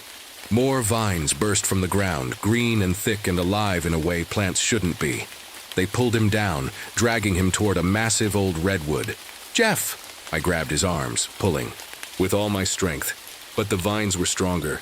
They kept coming, wrapping around his chest, his arms, his neck. His eyes were wide with terror. "Dan, please." Those were his last words before the vines dragged him into a gap between the tree's roots. Just like that, my friend was gone, I reported. It, of course, but who would believe me? The police found Jeff's car in the parking lot. They found our equipment scattered around the tree. But no Jeff, no body, no evidence of what I'd seen. That night, my daughter Sarah called. She was coming to visit for the weekend. My ex-wife's idea, trying to help me process what happened to Jeff. Sarah was always the sensitive one, more tuned into feelings than her brother Tommy. I didn't want her here, not with whatever was happening in the forest, but I couldn't tell her why without sounding crazy. The next morning I discovered something impossible. The grove of trees we'd been studying, they weren't where they were supposed to be. I'm not talking about saplings. I'm talking about 100-foot-tall redwoods that had somehow moved 50 yards overnight. The ground showed no signs of disturbance. It was like they had simply decided to take a walk. That's when I found the marking. It was carved deep into one of the relocated trees, an ancient tribal symbol I'd never seen before. I took a picture and sent it to Dr. Maria Running Bear at the local tribal cultural center. Her response came back quickly. "Where did you find this?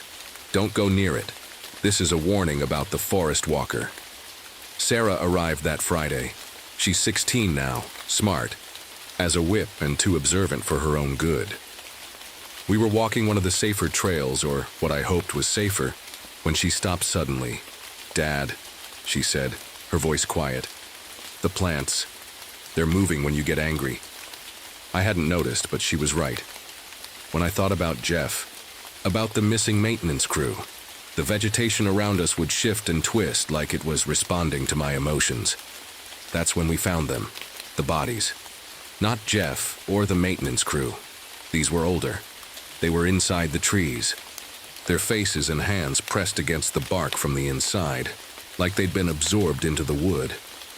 Some of them looked decades old, preserved perfectly in the living wood. Sarah grabbed my hand. "Dad, what's happening?" I wanted to tell her it would be okay, that there was a scientific explanation. But then I saw the pattern, the dates carved, next to each trapped face. They went back hundreds of years, and they were all spaced exactly 50 years apart. The last date was 1972, the same year I was born. The same year the forest had first called to me, though I didn't know it then. Something moved in the shadows between the trees, something huge, and this time it wasn't hiding anymore. The green eyes appeared first, then the massive shape formed from shadow and bark and ancient power. Sarah saw it too, and unlike me, she wasn't afraid. She took a step toward it, her hand reaching out like she was greeting an old friend. "Sarah, don't," I started to say, but then the creature did something I never expected. It bowed to her. My hands were shaking as I pulled Sarah back. The creature, this thing made of shadows and leaves, was still bowing to her, its massive head lowered like a tree bending in the wind. The forest around us had gone completely silent, not even a leaf rustling. "Sarah," I whispered, trying to keep my voice steady. "We need to leave. Now," but Sarah didn't move. "Dad, it's not trying to hurt us," she said softly. "It's trying to show us something." The creature raised its head, those green eyes glowing brighter.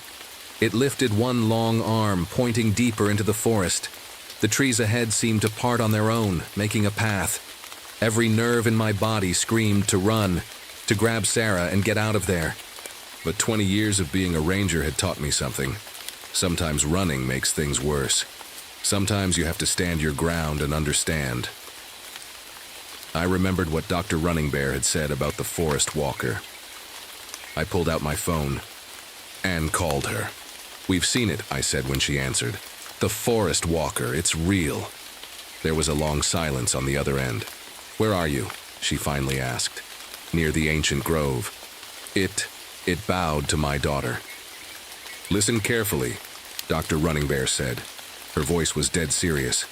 "The forest walker doesn't show itself to just anyone. If it bowed to your daughter, that means she's been chosen. You need to come to me, right now." The Tribal Cultural Center was a small building at the edge of the park. Dr. Running Bear was waiting outside when we arrived.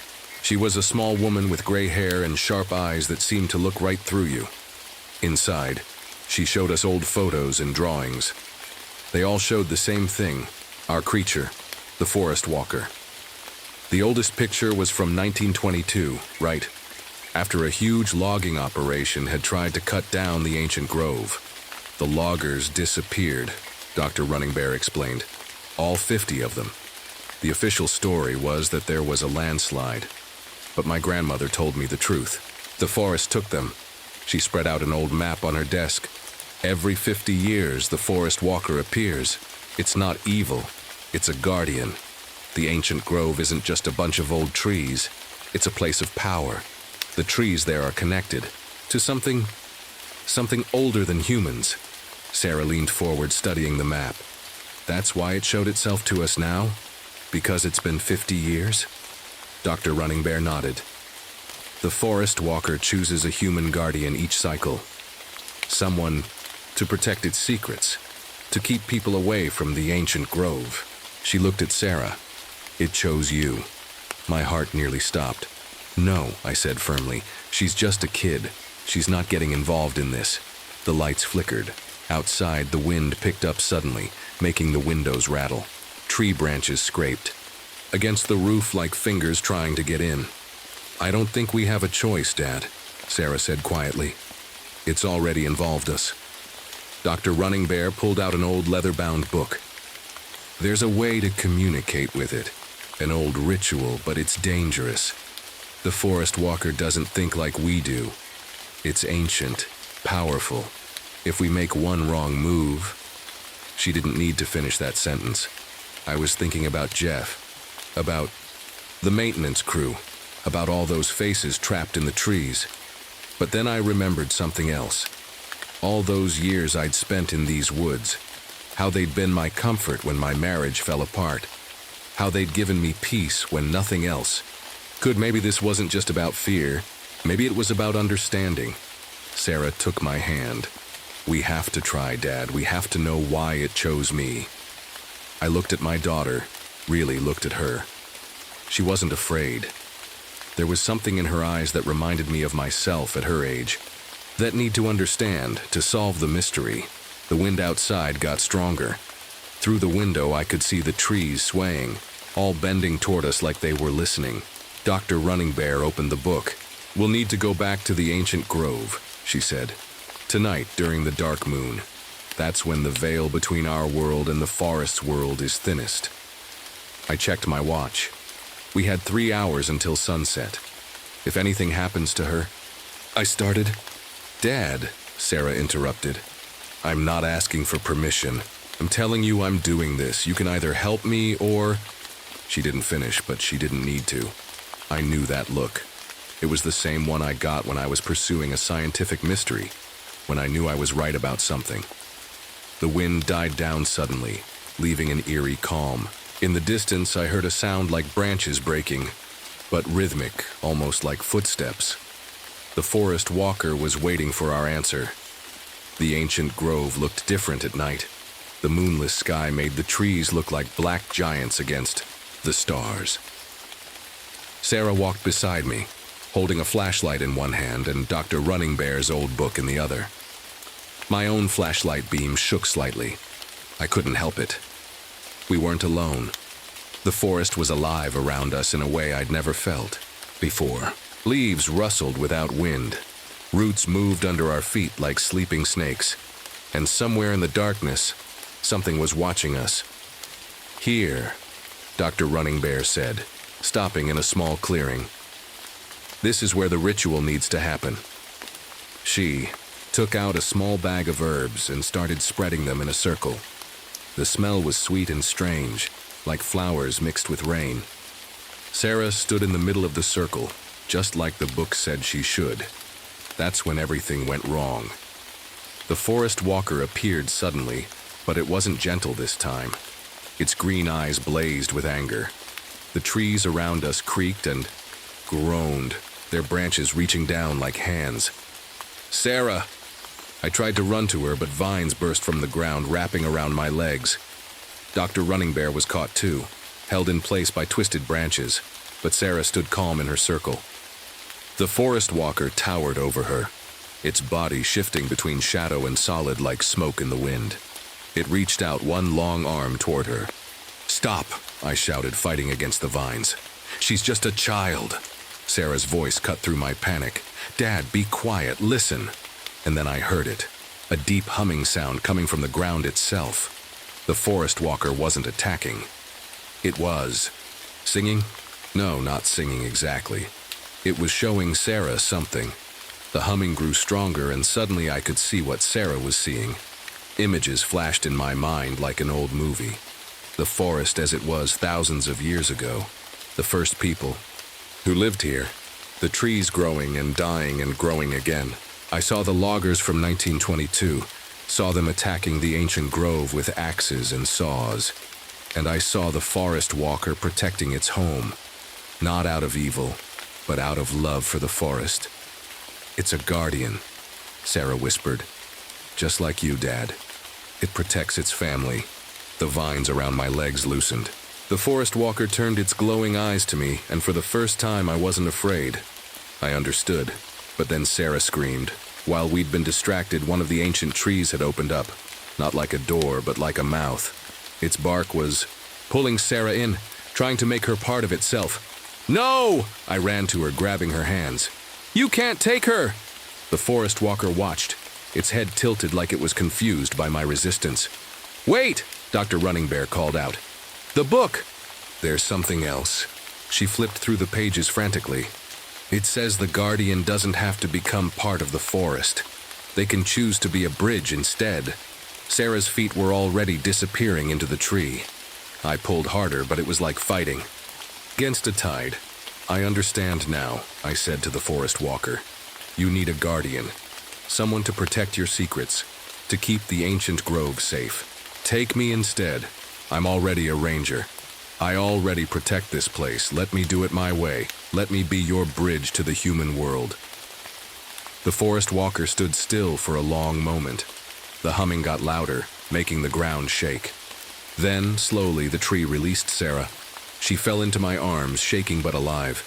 The forest walker moved closer. It reached out one long hand and touched my forehead. The touch was cool, like moss after rain. Images flooded my mind. Everything. I needed to know about the forest's secrets, its power, its needs. I saw the pattern of roots under the ground, connecting all the trees like a giant web. I saw the cycles of growth and rest, the deep magic that kept this place alive. When it was over, the forest walker stepped back. It looked at Sarah one last time, not with hunger now, but with something like respect. Then it simply faded away, becoming part of the shadows between the trees. The forest was quiet again, but it wasn't the scary silence from before. It was peaceful, like the quiet in a library full of sleeping books. Sarah hugged me tight. "Dad, are you okay?" I nodded slowly. I felt different. Not changed exactly, but more aware. I could feel the forest around us in a new way, like it was humming just at the edge of my hearing. "I'm okay," I said. "We're all okay." Dr. Running Bear smiled. "The forest has its guardian now, and the guardian has his daughter." We walked back, through the dark woods, but I didn't need a flashlight anymore. I could feel the path under my feet, could sense the trees making way for us.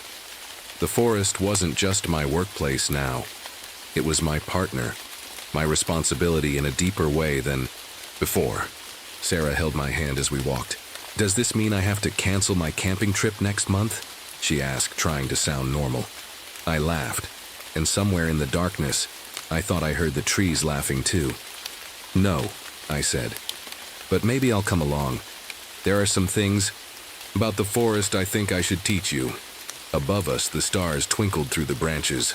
The forest walker was out there somewhere, watching, protecting, and now, so was I. A year has passed since that night in the ancient grove. I'm still a ranger, still doing my regular patrols, but everything is different now.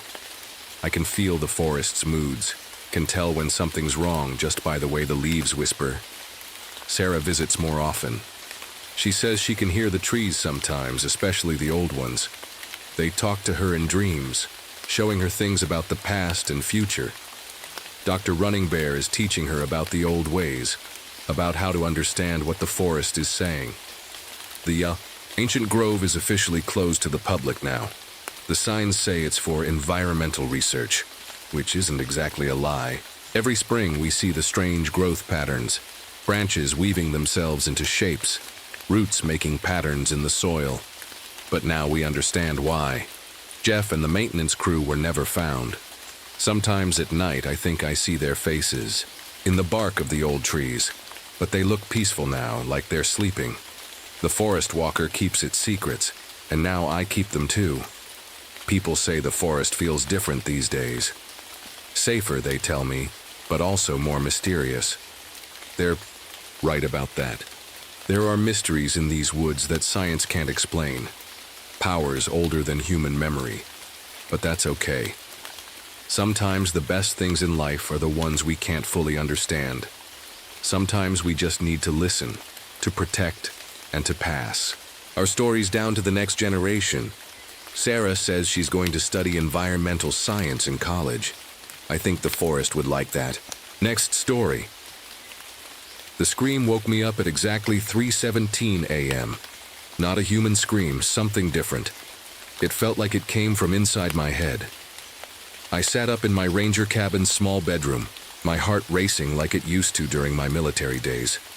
The digital clock's red numbers glowed through a strange mist that had somehow gotten inside. That's when I knew something was wrong. Very wrong. My name is Christopher Hayes, and I've been a park ranger at the Great Smoky Mountains for 8 months now. After 15 years in military intelligence and a bad case of PTSD, I thought this would be my quiet place, my healing place. I was wrong. The fog outside my window wasn't normal. I'd seen enough mountain mists in my time here to know the difference. This one moved like it was alive, swirling in patterns that reminded me of fingerprints. And it was thicker than any fog I'd ever seen. I grabbed my ranger jacket and flashlight, stepping out onto my cabin's porch. The wood creaked under my feet and the air felt heavy, like breathing through a wet blanket. My flashlight beam just bounced right back at me, useless against the wall of white. "Hayes, you up?" The radio on my belt crackled with Jenny's voice. She was the night shift ranger at the visitors center. "We've got a situation. Multiple calls coming in about nightmares. All the same nightmare." That got my attention. "What kind of nightmare?" "People seeing their worst memories played back to them. And get this, they're all seeing each other's memories too, like some kind of shared dream." Jenny's voice shook a little. "And we've got 3 hikers at the center. They're just sitting here, staring, won't respond to anything." I felt a familiar tingling in my head, the same feeling I'd get sometimes during interrogations back in the service, when I just knew things I shouldn't have known. My gift, as my old commander called it. Right now, it was screaming at me that something impossible was happening. "I'm heading your way," I told Jenny, already moving toward my truck. That's when I saw them, shapes in the mist. Not solid shapes, more like when you see faces in clouds. But these were watching me.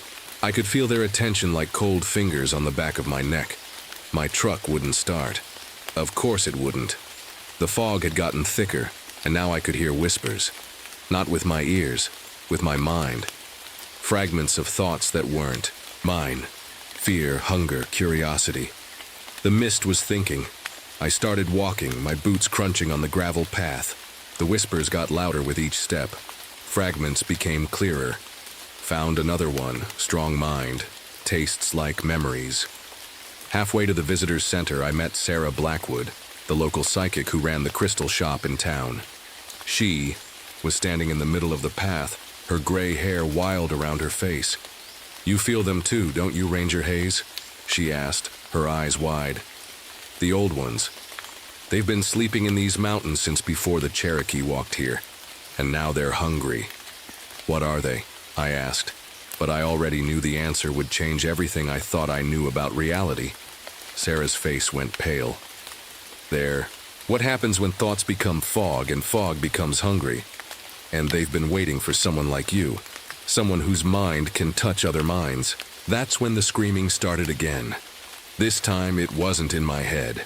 It was coming from the visitors center, and it sounded like Jenny. The fog swirled around us, and in its patterns I saw faces. My face, Sarah's face, faces of people I'd never met, all swirling together like a living photograph. The whispers grew louder, and now they had a message for me. "Welcome home, Dreamwalker. We've been waiting for you." I started running toward Jenny's scream, but deep down I knew this was just the beginning.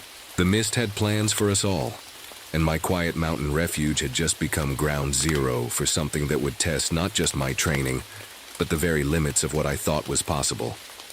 My name is Christopher Hayes, and this is how I learned that sometimes the most dangerous monsters aren't the ones we can see. They're the ones that live in the spaces between thoughts, wearing our memories like masks and turning our fears into weapons. And they were just getting started.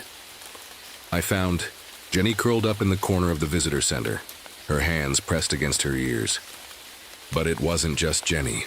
My whole ranger team was there, and they were all seeing things that weren't real. "There's a little girl in the mist," Mike kept saying, pointing at empty air. "She's wearing my daughter's red coat." But my daughter's. In college now. She hasn't been little for 15 years. I saw her too. And somehow I could see what everyone else was seeing. Tom's high school baseball game, Lisa's wedding day, Sarah's childhood home. The fog creatures were pulling memories out of our heads and making them real, or at least real enough to touch. "Make it stop," Jenny whispered. "They're in my head, Chris. They're looking through my memories like they're flipping through a photo album." That's when my own memories started playing like a movie in front of me. Afghanistan, the interrogation rooms, the faces of people I'd questioned, their secrets spilling out because of my gift. My heart started racing, and the old familiar panic began creeping in. My PTSD saying hello at the worst possible moment. But something was different this time. The fog creatures drank up my fear like it was sweet tea. and I could feel them getting stronger. That's when I realized they weren't just reading our minds, they were feeding on our emotions. I forced myself to calm down, using the breathing techniques I'd learned in therapy. The fog around me thinned just a little. "Everyone, listen to me," I said, trying to keep my voice steady. "They get stronger when we're afraid. We need to stay calm." That's when I found the old box. It was hidden in the back of the visitor center's storage room. A dusty metal container with Project Starlight 1967 stamped on the side. Inside were files, dozens of them, about government experiments. They'd been studying psychic powers right here in the park, trying to talk to something. In the mist. "They knew," I whispered, flipping through the yellowed pages. "They knew these things were here all along. The reports talked about a hive mind, all the fog creatures connected, sharing one big brain. And they had a weakness. Certain sounds, certain frequencies could hurt them, but reading those files came with a price. Now the creatures knew that I knew, and they didn't like it one bit. The mist got thicker, angrier. It started taking shapes. Wolves made of fog, giant hands reaching. For us, faces with too many eyes. But they weren't just illusions anymore. These things could touch us, grab us, pull us in. "Haze!" Jenny screamed as a tendril of mist wrapped around her ankle. I grabbed her hand, but I could feel the fog trying to get into my mind too. That's when my military training kicked in. Not the physical stuff, the mental walls I'd built to keep secrets during interrogations. I imagined those walls now, strong and high, and I taught the others how to build them too. "Picture a wall," I told them. "Make it solid, make it real." It helped, but it wasn't enough. The fog was learning, adapting. For every wall we built, it found a crack to seep through. We huddled together in the visitor center as the mist pressed against the windows. Outside, it had turned the familiar trails of my peaceful mountain home into a maze of moving shadows and stolen memories. I looked at my team, tired, scared, but fighting. "We need to understand what these things really are," I said. "And we need to do it fast, because I don't think they're going to wait much longer." Through the windows, I could see more shapes forming in the fog. But these weren't random anymore. They were becoming more solid, more real. The creatures were getting stronger, and they weren't just playing with our memories now. They were hunting us. My head was pounding with other people's thoughts and memories, and somewhere in that mental noise, I could hear the fog creatures laughing. They thought they had us trapped, but they didn't know everything about me yet. They didn't know what happened in those interrogation rooms when I really let my gift loose. They didn't know that sometimes the monsters in my memories were scarier than anything they could create. And soon they were going to learn that the hard way, because I wasn't running anymore. It was time to fight back. The fog creatures started picking us off one by one. It began with Tom. He was checking the backup generator when the mist suddenly got thick around him. By the time I got there, he was gone. Just gone. Like he'd never existed at all. But I could still feel him somewhere in the fog, his mind calling out like a radio signal I couldn't quite tune into. "We need to stick together," I told the others. "No one goes anywhere alone." But the creatures had other plans. They started playing with our heads in new ways. Mike saw his daughter calling for help and ran straight into the mist before we could stop him.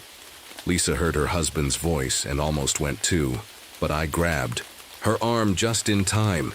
"It's not real," I kept telling them. "They're using our memories against us." That's when I remembered something from my military days. When we were training to resist interrogation, we learned that focusing on one simple thing, like counting backward from 100, could help keep our minds clear. "Everyone sit in a circle," I said. "Hold hands. Count backward from 100, out loud."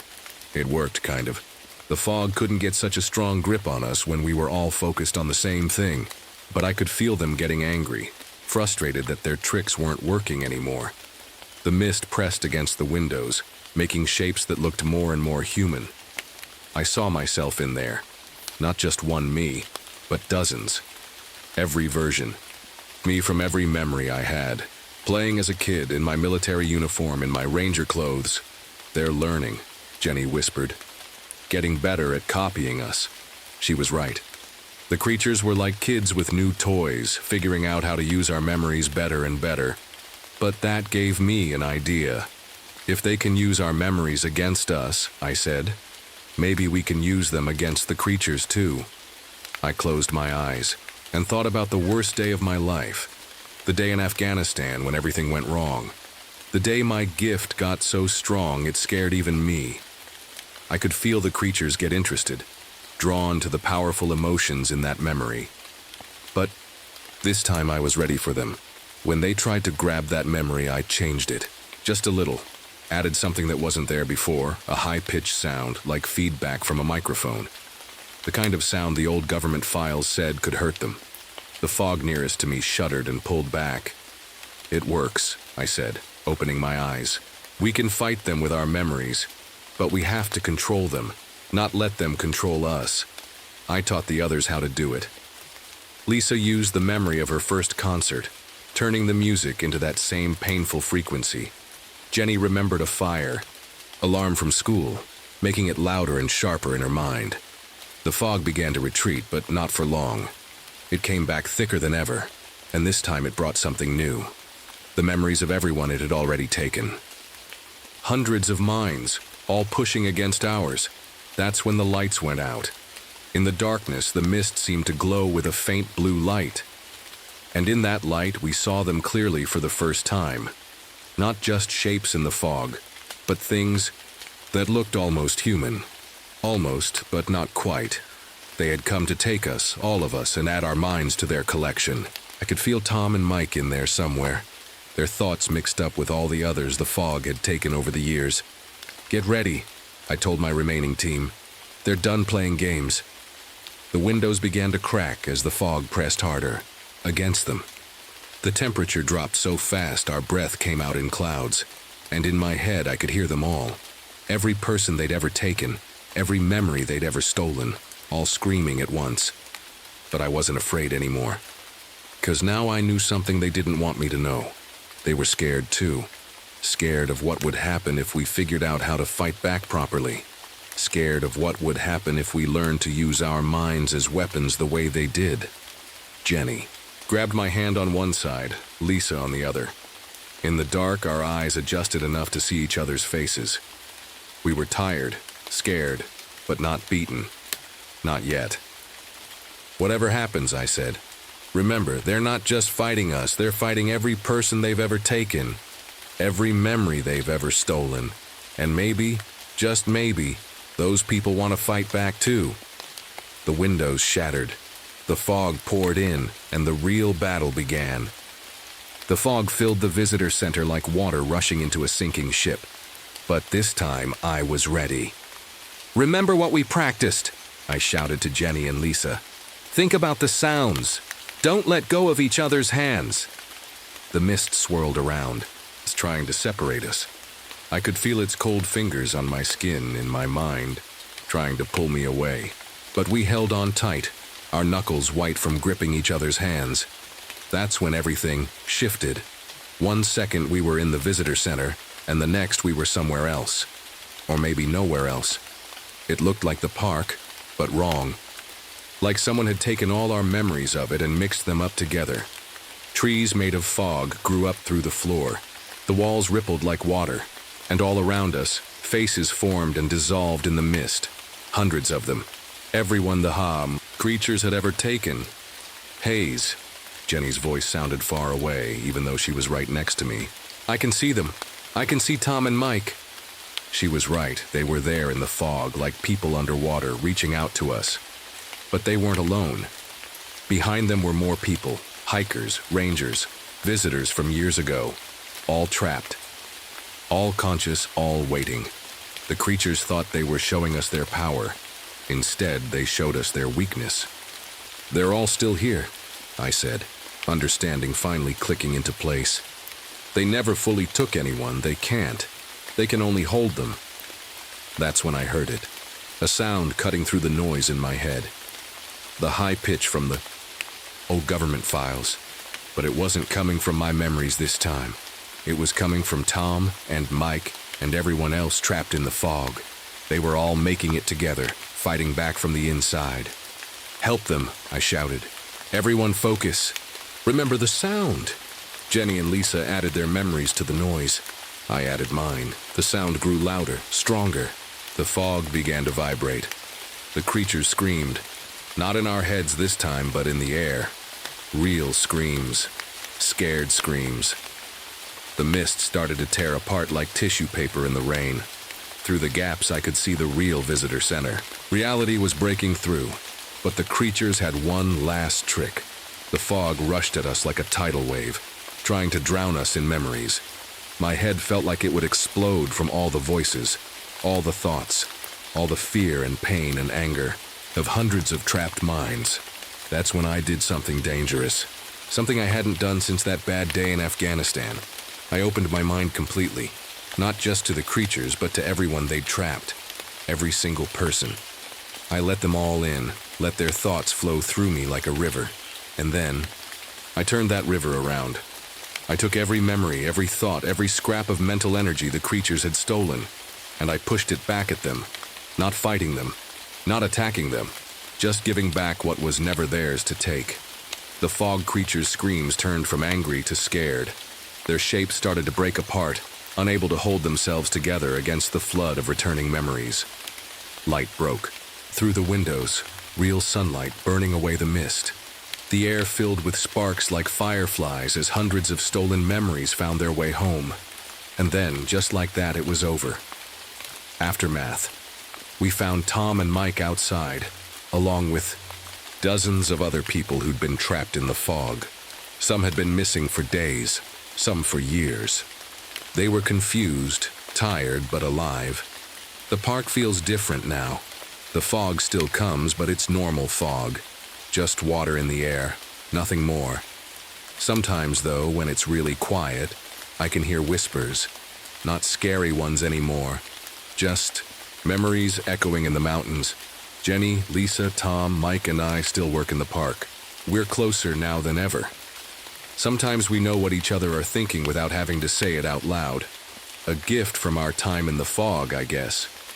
My PTSD isn't gone, but it's different. The memories don't ambush me anymore. I've learned to control them, just like I learned to control my fear in the fog. Hikers still come to the park. Most don't notice anything strange, but sometimes when the mist rolls in, I see them shiver, like they can feel what happened here. I keep the old government files locked in my desk, a reminder that some mysteries are better left alone, but also a reminder that when people stand together, even the scariest monsters can be beaten. My name is Christopher Hayes. I used to think I came to these mountains to hide from my past. Turns out I came here to learn how to face it. And sometimes, on quiet nights when the fog rolls in, I stand on my cabin porch and whisper a quiet thank you to the mountains, not for the terror they showed us, but for the strength they helped us find together. Next story. Some nights when I'm alone in my cabin, I can still hear those screams echoing in my head. The ones that sounded human, but weren't. Not really. I should know. I've spent 23 years working in Mammoth Cave, and human screams don't sound like that. My name is Bill Harrison, and I need to write down what happened in those caves 3 months ago, before these urges get worse. I guess I should start at the beginning. I was, a park ranger at Mammoth Cave National Park in Kentucky. Before that, I spent 15 years as a coal miner, so you could say I know my way around dark places. My wife Mary used to joke that I was more comfortable underground than above it. She's been gone 3 years now. Cancer took her quick, but I still carry the old mining lamp she gave me on our first anniversary. Call it a good luck charm, though after what happened, I'm not sure I believe in luck anymore. The whole nightmare started on a Tuesday morning in October. The air was crisp, leaves just starting to turn when Joey, one of our junior rangers, came running into my office. His face was white as a sheet. "Bill, 3 spelunkers missing in Section K," he gasped, hands on his knees. The new section we just mapped last month. My stomach dropped. Section K was tricky, lots of tight squeezes and unexpected drops. We'd only opened it to experienced cavers, and even then, only with guides. "When did they go in?" I asked, already. Reaching for my gear, yesterday morning. They were supposed to check in last night. Rick at the visitor center just got a call from their families. I grabbed my pack, always kept it ready, and my old lamp. "Get Sarah, and meet me at the K entrance. In 15, I told him. "And Joey, bring extra batteries, lots of them." While I waited for the others, I checked my equipment one last time. 23 years of cave rescue experience had taught me to be thorough, but something felt different this time. The cave entrance seemed darker than usual, the cool air flowing out carrying a smell I'd never noticed before. Like old meat left too long in the sun. That's when I saw the claw marks. They were fresh, carved deep into the limestone beside the entrance, and in the beam of my flashlight, they seemed to glow faintly, a sickly greenish color that made my skin crawl. In all my years of caving, I'd never seen anything like it. I was still staring at those marks when Tom Running Bear, one of the local tribal elders, appeared beside me. I hadn't heard him approach, which was strange in itself. The gravel path usually crunched under anyone's feet. "You shouldn't go in there, Bill," he said quietly. His eyes were fixed on the claw marks, and I noticed his hands were trembling, slightly. "The hungry one has awakened. Tom, we've got 3 people missing." He gripped my arm, his fingers surprisingly strong. "Listen to me. There are things in this world older than our oldest stories. Things that sleep in the deep places, and sometimes," he glanced at the cave entrance, "sometimes they wake up hungry." Before I could ask what he meant, I heard Joey and Sarah approaching. Tom disappeared as quietly as he'd come, leaving me, with a feeling of dread I couldn't shake. But there were lives at stake, and that had to come first. I didn't know then that I was about to face something that would make me question everything I thought I knew about the darkness underground. As we geared up, I couldn't help but notice how the entrance seemed to swallow our flashlight beams, like the darkness was somehow thicker than it should be. I gripped my old mining lamp tighter, feeling its familiar warmth against my palm. "All right," I said, trying to sound more confident than I felt. "Standard search pattern. Stay within voice. Range. Radio check every 15 minutes." I paused, looking at their young faces. "And if you see anything unusual, you call it in immediately." Sarah raised an eyebrow. "Unusual like what?" I glanced at the glowing claw marks, now barely visible in the morning light. "Like anything that doesn't belong in a cave." We entered the darkness together, our footsteps echoing strangely off the limestone walls. None of us could have known that only one of us would walk back out, or what the others would become. The first hour in the cave was normal enough. We followed the main tunnel, our lights sweeping across wet limestone walls. Every now and then, water would drip from the ceiling, making quiet plinking sounds that echoed through the darkness. The air got colder as we went deeper, and I could see Joey and Sarah's breath coming out in little white clouds. "Radio check," I said into my walkie-talkie, my voice bouncing off the walls. The cave was playing tricks with sound. My words seemed to come back different, somehow wrong. "Clear," Sarah replied. "All good here," Joey's voice crackled through. We reached the first junction where the tunnel split into 3 paths. This was where things started to feel off. I'd been down these passages hundreds of times, led tours through them, even helped map them. But something was different. The air smelled wrong, like old meat and something else I couldn't place. "Look, this," Sarah called out, her light fixed on the ground. We gathered around what she'd found, a backpack. It belonged to one of the missing spelunkers, torn open like something had ripped through the thick material. Next to it lay a crushed water bottle and a handful of granola bar wrappers. "Could have been bears," Joey suggested, but his voice shook. We all knew bears didn't come this deep into the caves. I picked up the backpack, turning it over in my hands. That's when I saw the teeth marks.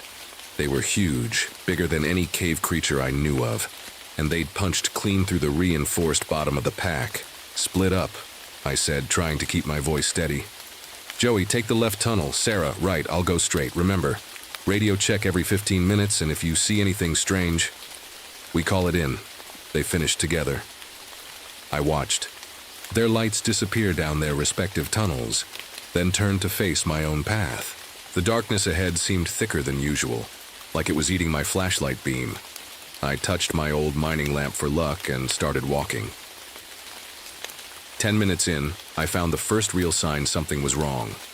Claw marks, just like the ones at the entrance, ran along the wall at about chest height. They glowed with that same sickly green color, casting weird shadows that seemed to move when I wasn't looking directly at them. As I moved my light along the wall, I noticed they led deeper into the cave. That's when I heard it, a sound that made my blood run cold. It was like someone calling for help, but wrong. The voice was familiar, but I couldn't place it. It seemed to come from everywhere and nowhere at once. "Hello?" the voice called. "Is anyone there, please? I'm hurt." I grabbed my radio. "Joey, Sarah, anyone else hear that?" Static answered me. Just static and that voice getting closer. "Please, Bill, is that you? I need help." The voice, it sounded like Mary. My Mary, who'd been dead for 3 years. My hands started shaking. The beam of my flashlight danced across the walls, making the glowing claw marks seem to move. I backed up slowly, my heart pounding so loud I was sure whatever was down here could hear it.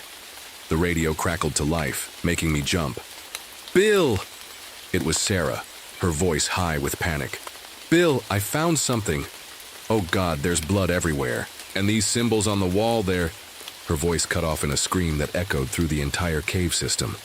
But the echo, it turned into laughter.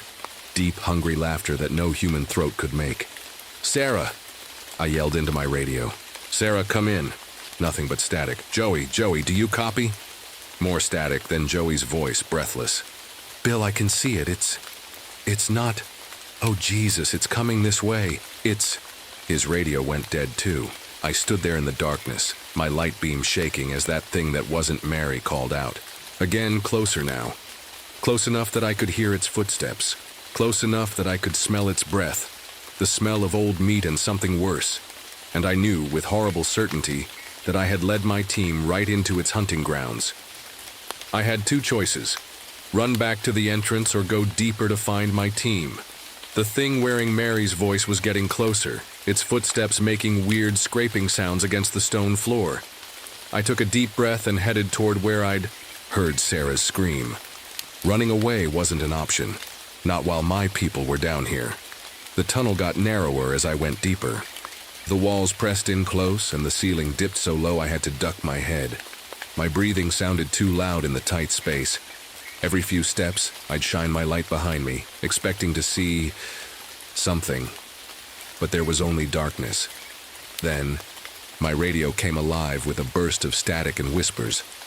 I held it close to my ear, trying to make out the words.